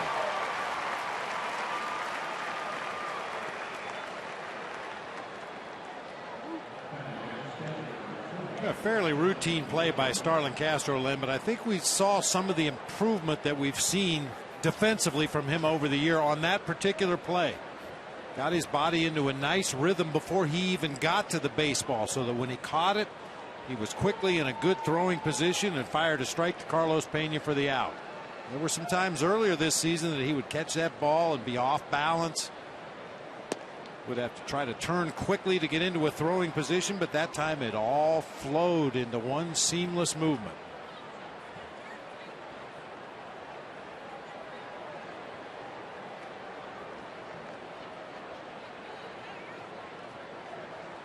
Here's Lucroy. Ball one.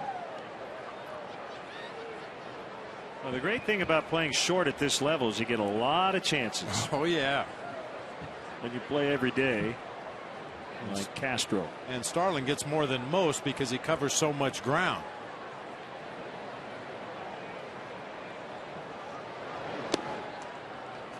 3-0.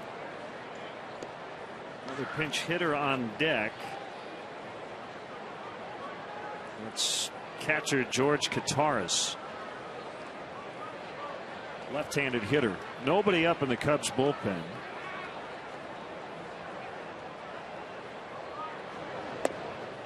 Ball four.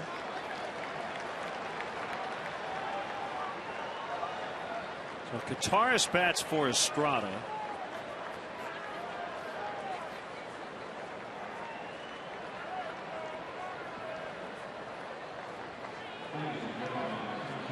The Orioles are not done yet. 11-9 Boston in the top of the seventh at Fenway Park. Game tightening up. It was 11-6 at one point.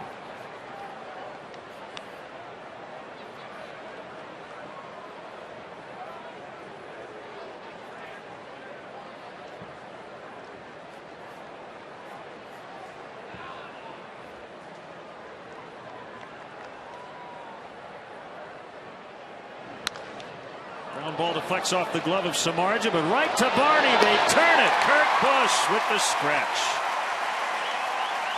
Today's guest conductor for Take Me Out to the Ball Game, 2004 NASCAR champion Kurt Busch. All right, Cubs fans, get up on your feet. I want to hear you.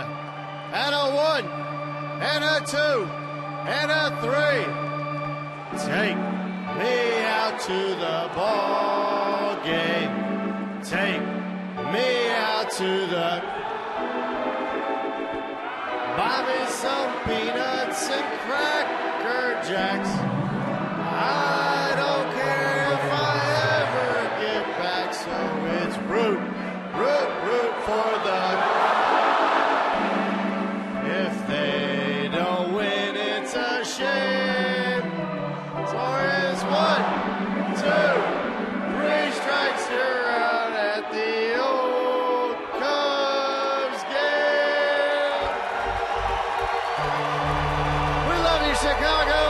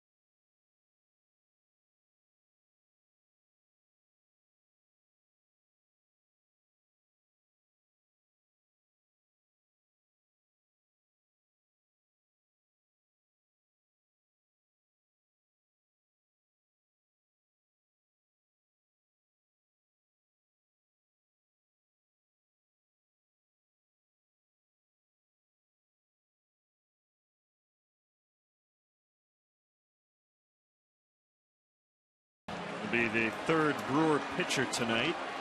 After the starter, Narveson went 4. Estrada with 2 innings. Both gave up a home run to Giovanni Soto. And the Cubs will have the top of the order. And the biggest Cub fan on the NASCAR circuit. is with us. Kurt Busch, welcome back to Wrigley. Well, thanks, gentlemen. It's wonderful to be here again. Absolutely. You thought you were going to have today off, but you raced today because of weather yesterday. We did. We got rained out yesterday and had to race today.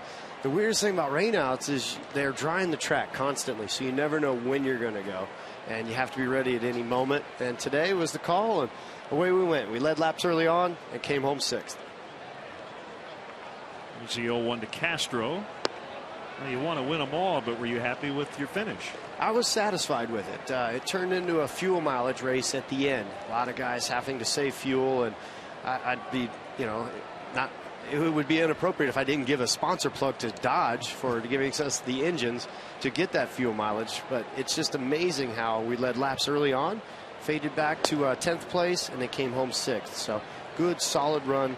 And this race was the first one in our playoffs. This was the chase, so we had to have a good race today to start off.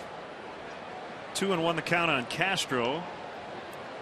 Well, we know you love to come back to Chicago, Kurt, because you get a chance to see the Cubs play. But is this one of your favorite tracks when you come back here to race? It is a fast racetrack. You have to be on your game.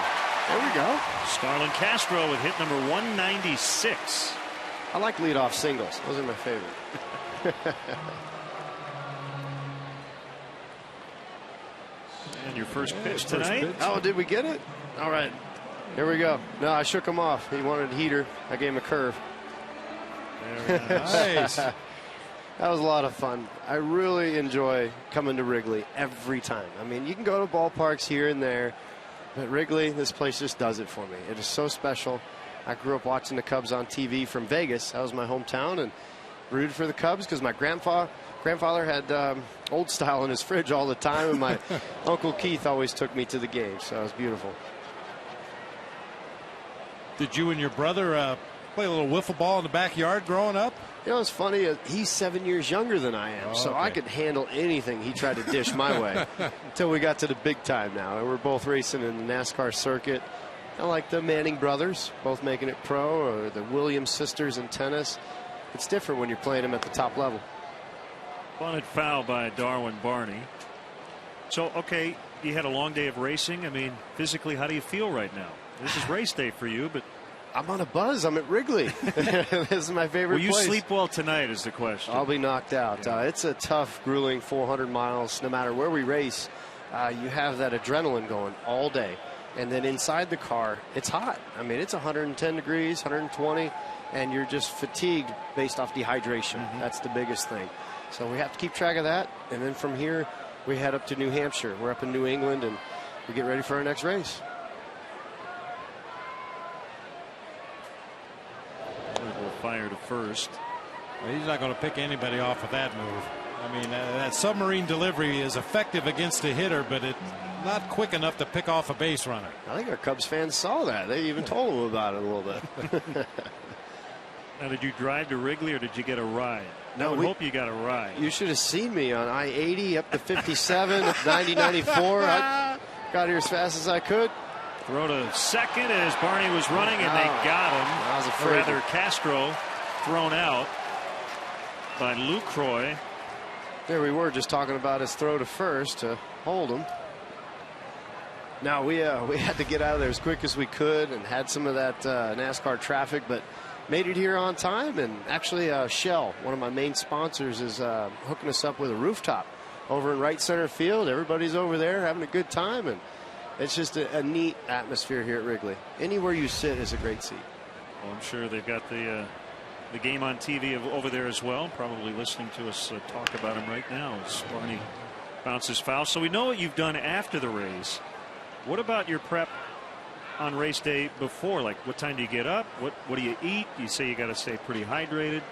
Yeah, it starts actually the night before with nutritional value. So you have to get the carbs in there. You have to get protein, hydration with the Powerade.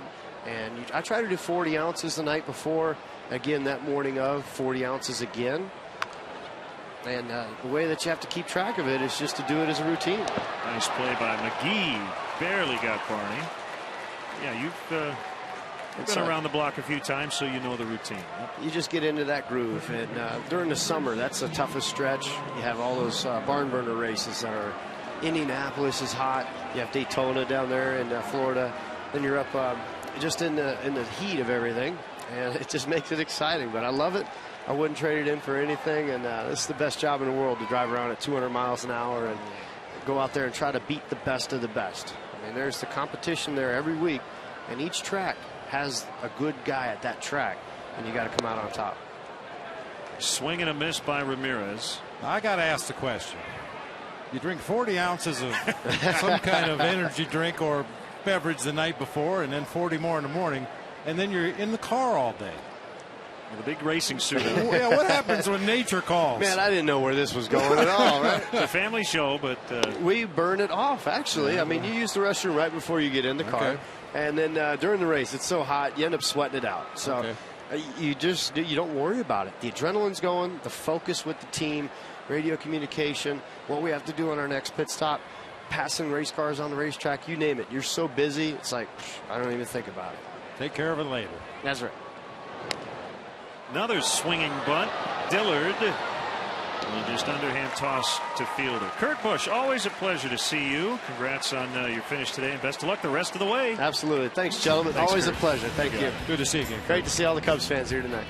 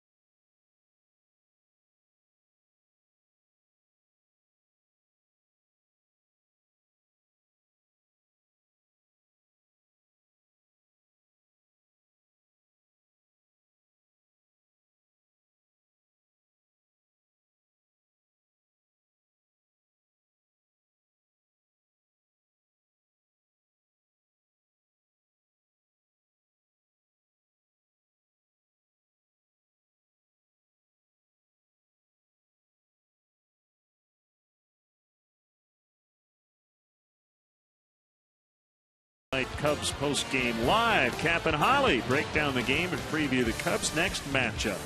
Don't miss Coors Light Cubs post-game live immediately following the game right here on Comcast Sportsnet. Fans' best friend. There's left-hander Sean Marshall. He has set a Cubs single season record with 31 holds. This is not a save situation, however, with the team leading by 4. And he hopes to keep it that way. Corey Hart looks at a strike.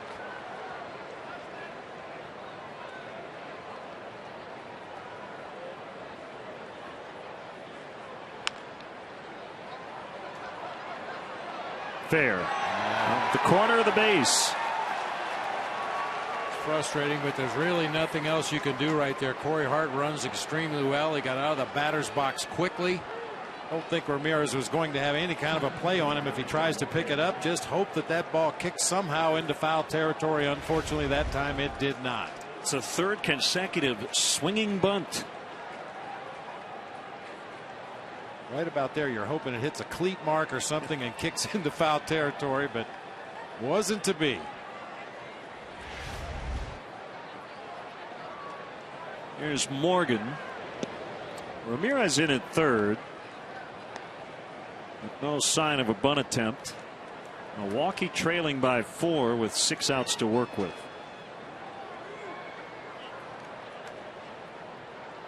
And this is potentially the biggest inning of the game for the Cubs against the Brewers. That time he bunted foul, but he was looking for a hit, not a sacrifice. I mean, you're facing the top of their order. You've got to go through Ryan Braun and Prince Fielder conceivably here in this inning. And if you can find a way to wiggle through this eighth and put another 0 on the board, you have to like your chances to finish this one out.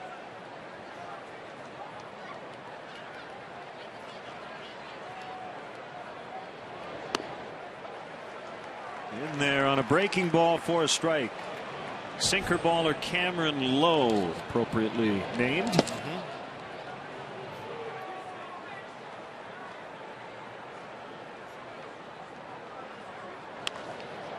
Left center, that's trouble. It's going to be caught. Nicely done by Soriano. That ball had some slice off the left-handed batter's bat and gave Soriano time to get over there.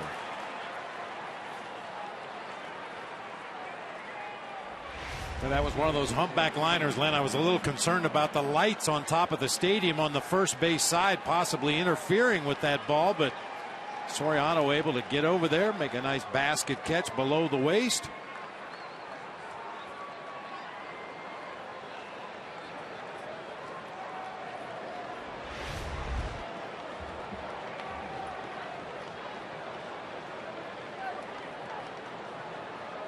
Now Ryan Braun not only leading the league in batting, but leading the National League against lefties at .365.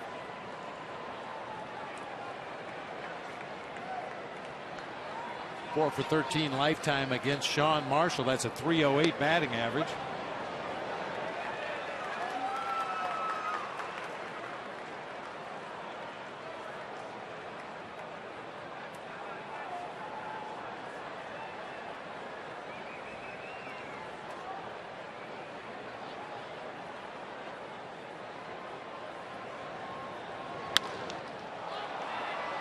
Reed Johnson. And Ryan Braun is 0 for 4.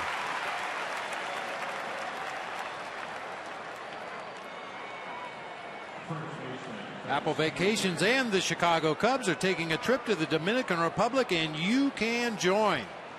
Stay 7 nights at Iberostar Hacienda Dominicus with your favorite Chicago Cub players, including Keith Moreland.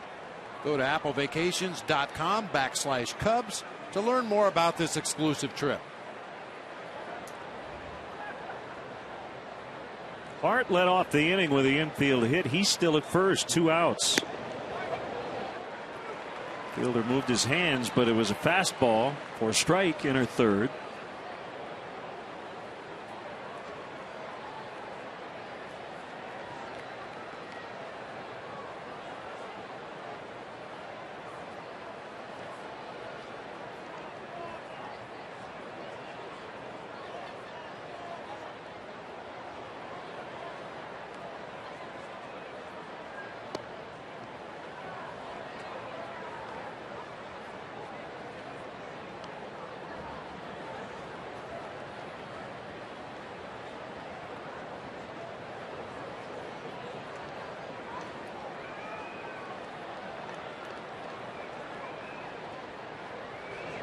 Swing and a miss.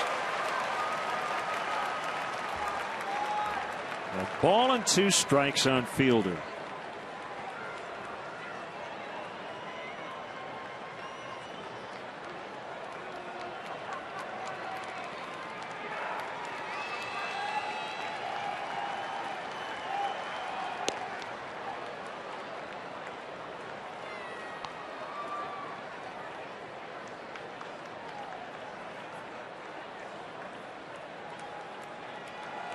Marshall's given up 3 earned runs over his last 29 games.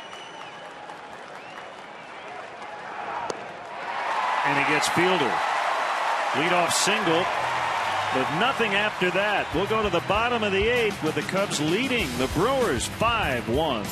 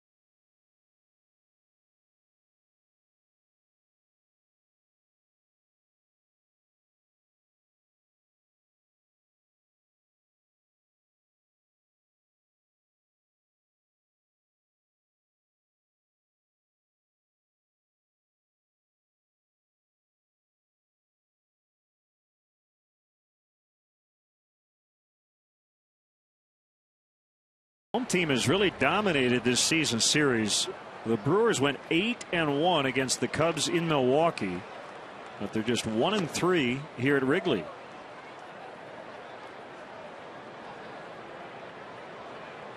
First at bat for Johnson. Came into play right in the 7th.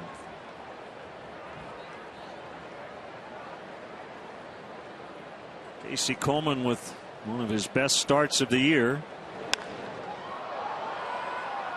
Sky high, and it's Ryan Braun in left.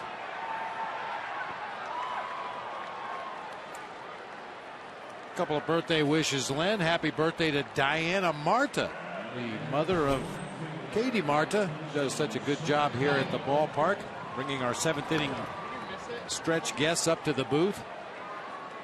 Also, Phil Horn celebrating a big birthday this week. Huge Cubs fan.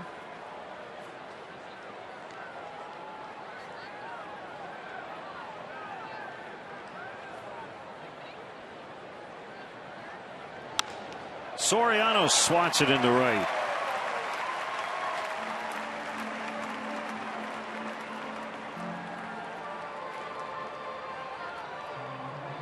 Alfonso, by the way, playing in career game number 1,600 tonight.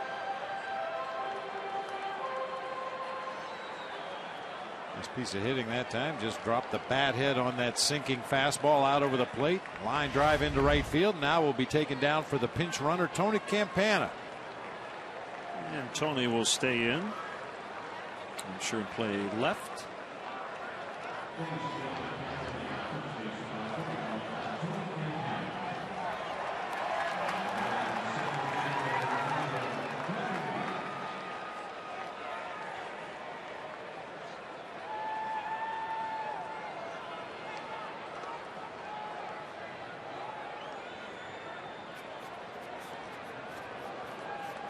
Do you think if Tony Campana spent the entire year on your roster, never batted, but pinch ran late every night, that he could win a stolen base crown? I think he could. Just as a runner.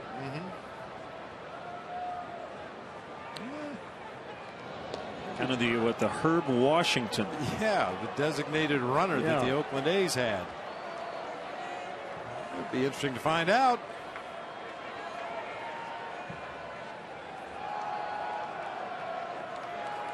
I mean, he could dial it up. Have Alfonso Soriano in the lineup. Have the Cubs lead by anything late. Have Soriano single in the 8th, and then have Campana run for it. Just every night. Like he wanted to go and didn't get a great jump, so he stopped. And a 1-ball count on Bird.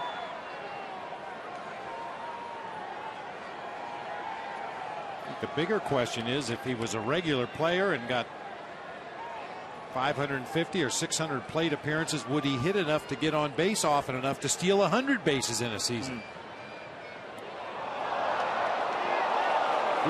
Fielder convinced he got him, but the only opinion that matters belongs to Jerry Meals.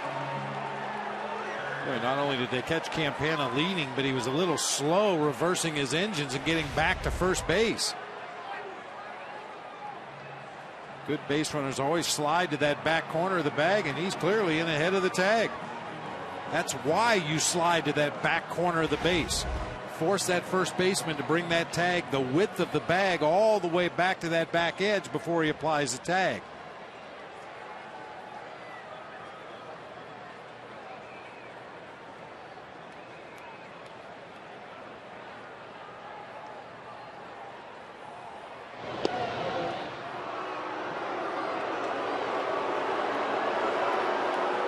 I mentioned before, when Dillard was throwing over with Starlin Castro running at first base back in the 7th inning, he does not really have a good quick pickoff move, but it was effective enough that Castro was ultimately thrown out at second base on a stolen base attempt.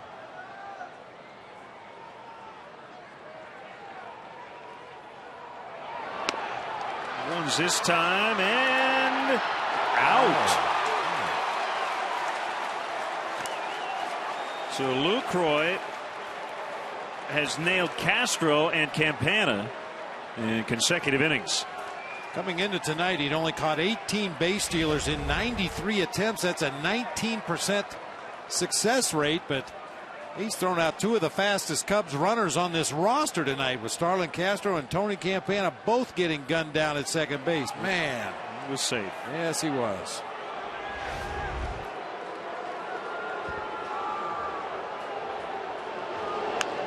And Bird pulls it foul.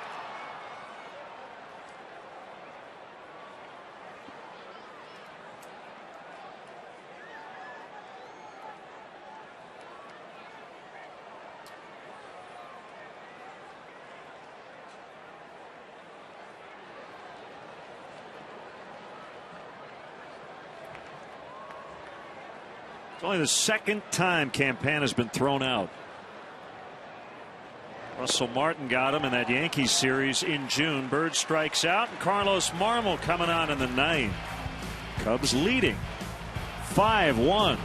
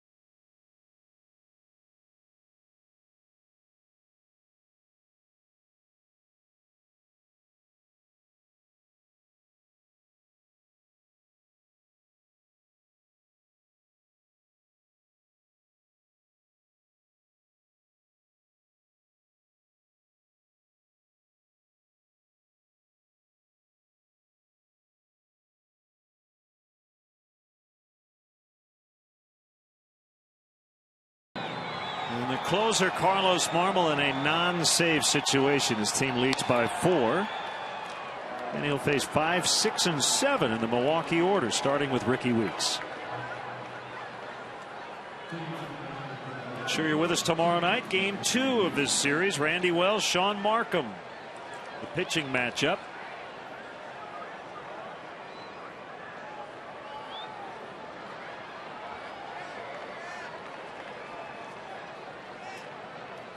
And there are some non-save situations that closers find themselves in during the season, and we hear it said all the time, it's just not the same. I think tonight, however, has a little different feel to it. Even though it's not a save situation, I think Carlos has got his adrenaline pumping out there.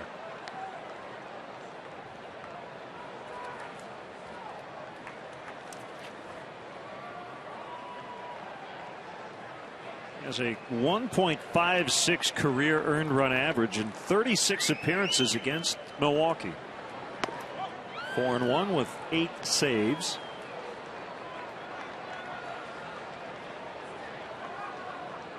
And it's 2-0 to Ricky Weeks.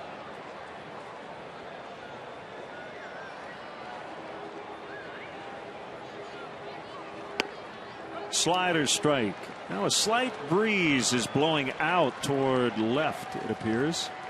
And again, very slight. Not even all the flags, just the American flag, and now it's blowing out to center.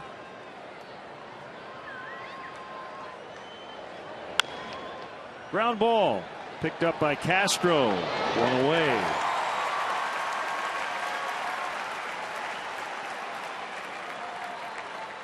Visit the official online shop of the Chicago Cubs at Cubs.com.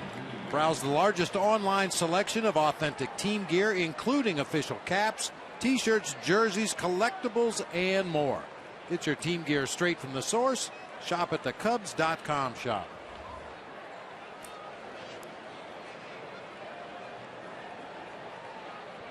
McGee 0 for 2 with a walk. Fastball strike.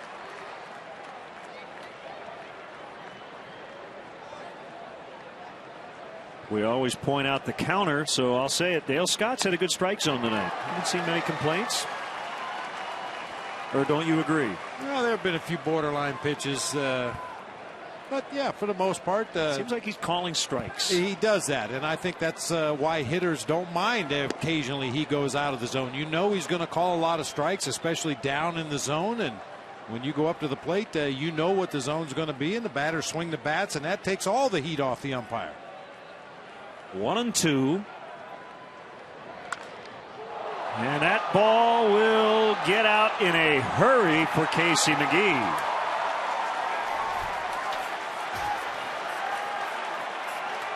So two of their colder hitters have snapped their streaks with home runs. Hairston snapped an 0 for 18. And McGee an 0 for 19. Our HP home run replay. That cement mixer slider that doesn't really do too much right in the middle of the plate. And Casey McGee got the barrel on it.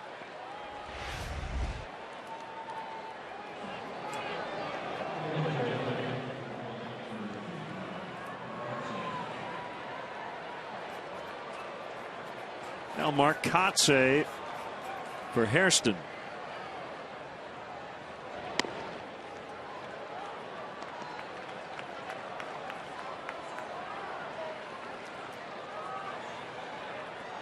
Connor Jackson with a grand slam in the 7th inning. And the Red Sox now lead the Orioles 18-9.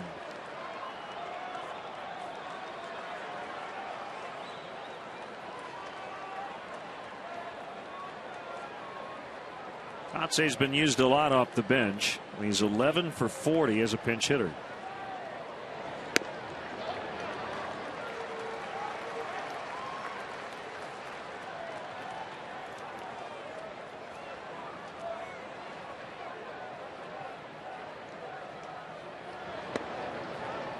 Three and one.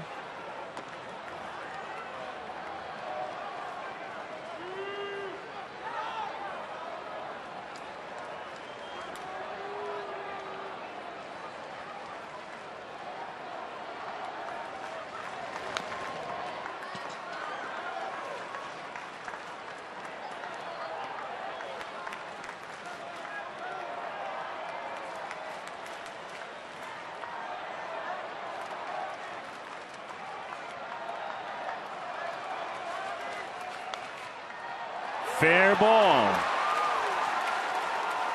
And Kotze is going to have to settle for a single as Johnson got over there quickly.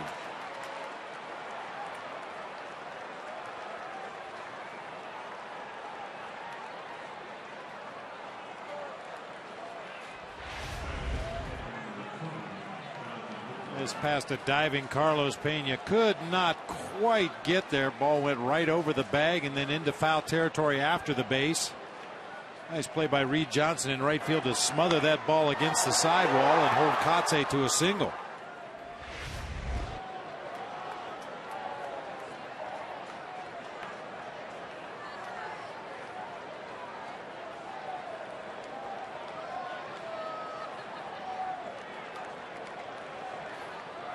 Lucroy has walked twice. He's also gunned down a couple of base stealers, Castro and Campana.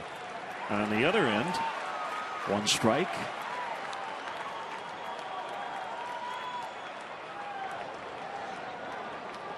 A little worried here, Bob.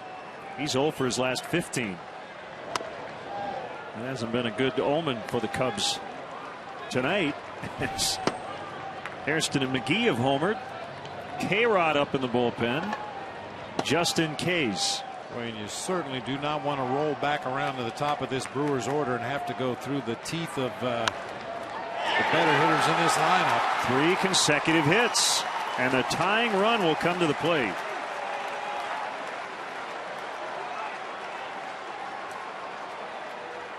It's going to be a pinch hitter, rookie Taylor Green, wearing Jeff Jenkins' old number 5, but before he bats, Mark Riggins is going to come out for a chat.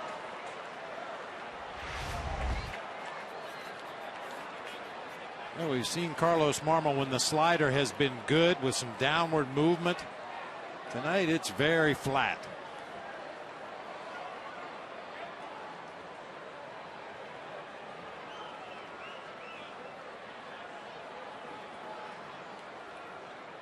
And Taylor Green taking the at bat here for the Brewers in the pitcher spot was their minor league player of the year. Hit .336 with 22 homers and 91 runs driven in between AA Huntsville and AAA Nashville this year. Kind of interesting. He's been their minor league player of the year twice. 2007 and then this year. That's hard to do. I mean, you could do it a couple of years in a row, but to do it 1 year and then 4 years later. Well, don't you think of Jeff Jenkins? You see number 5 from the left side, and he takes a strike. But he doesn't have 221 home runs like Jeff Jenkins did.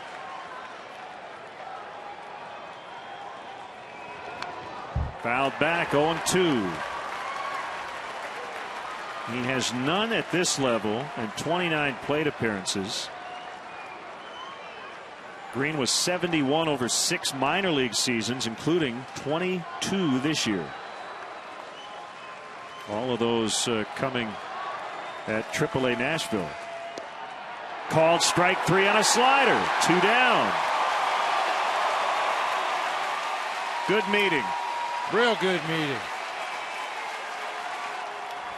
Get to 2 strikes and drop that slider on the outside corner for a called strike 3. Absolutely.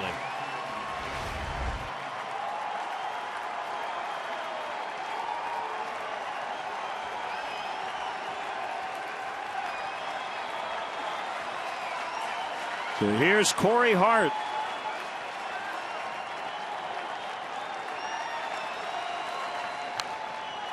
Fouled into the upper deck.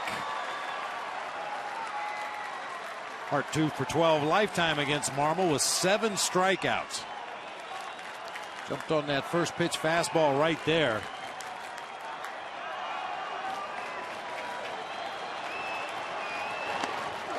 Swing and a miss at a fastball. 0-2.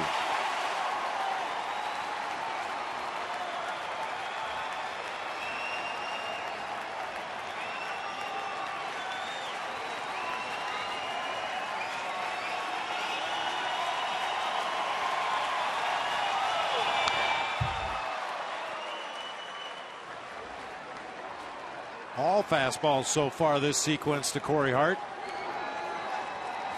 The last one possibly setting up a slider off of the outside corner. It was a fastball off the plate by a good 6 inches. That's exactly what he tried to do. That time Hart did not fish.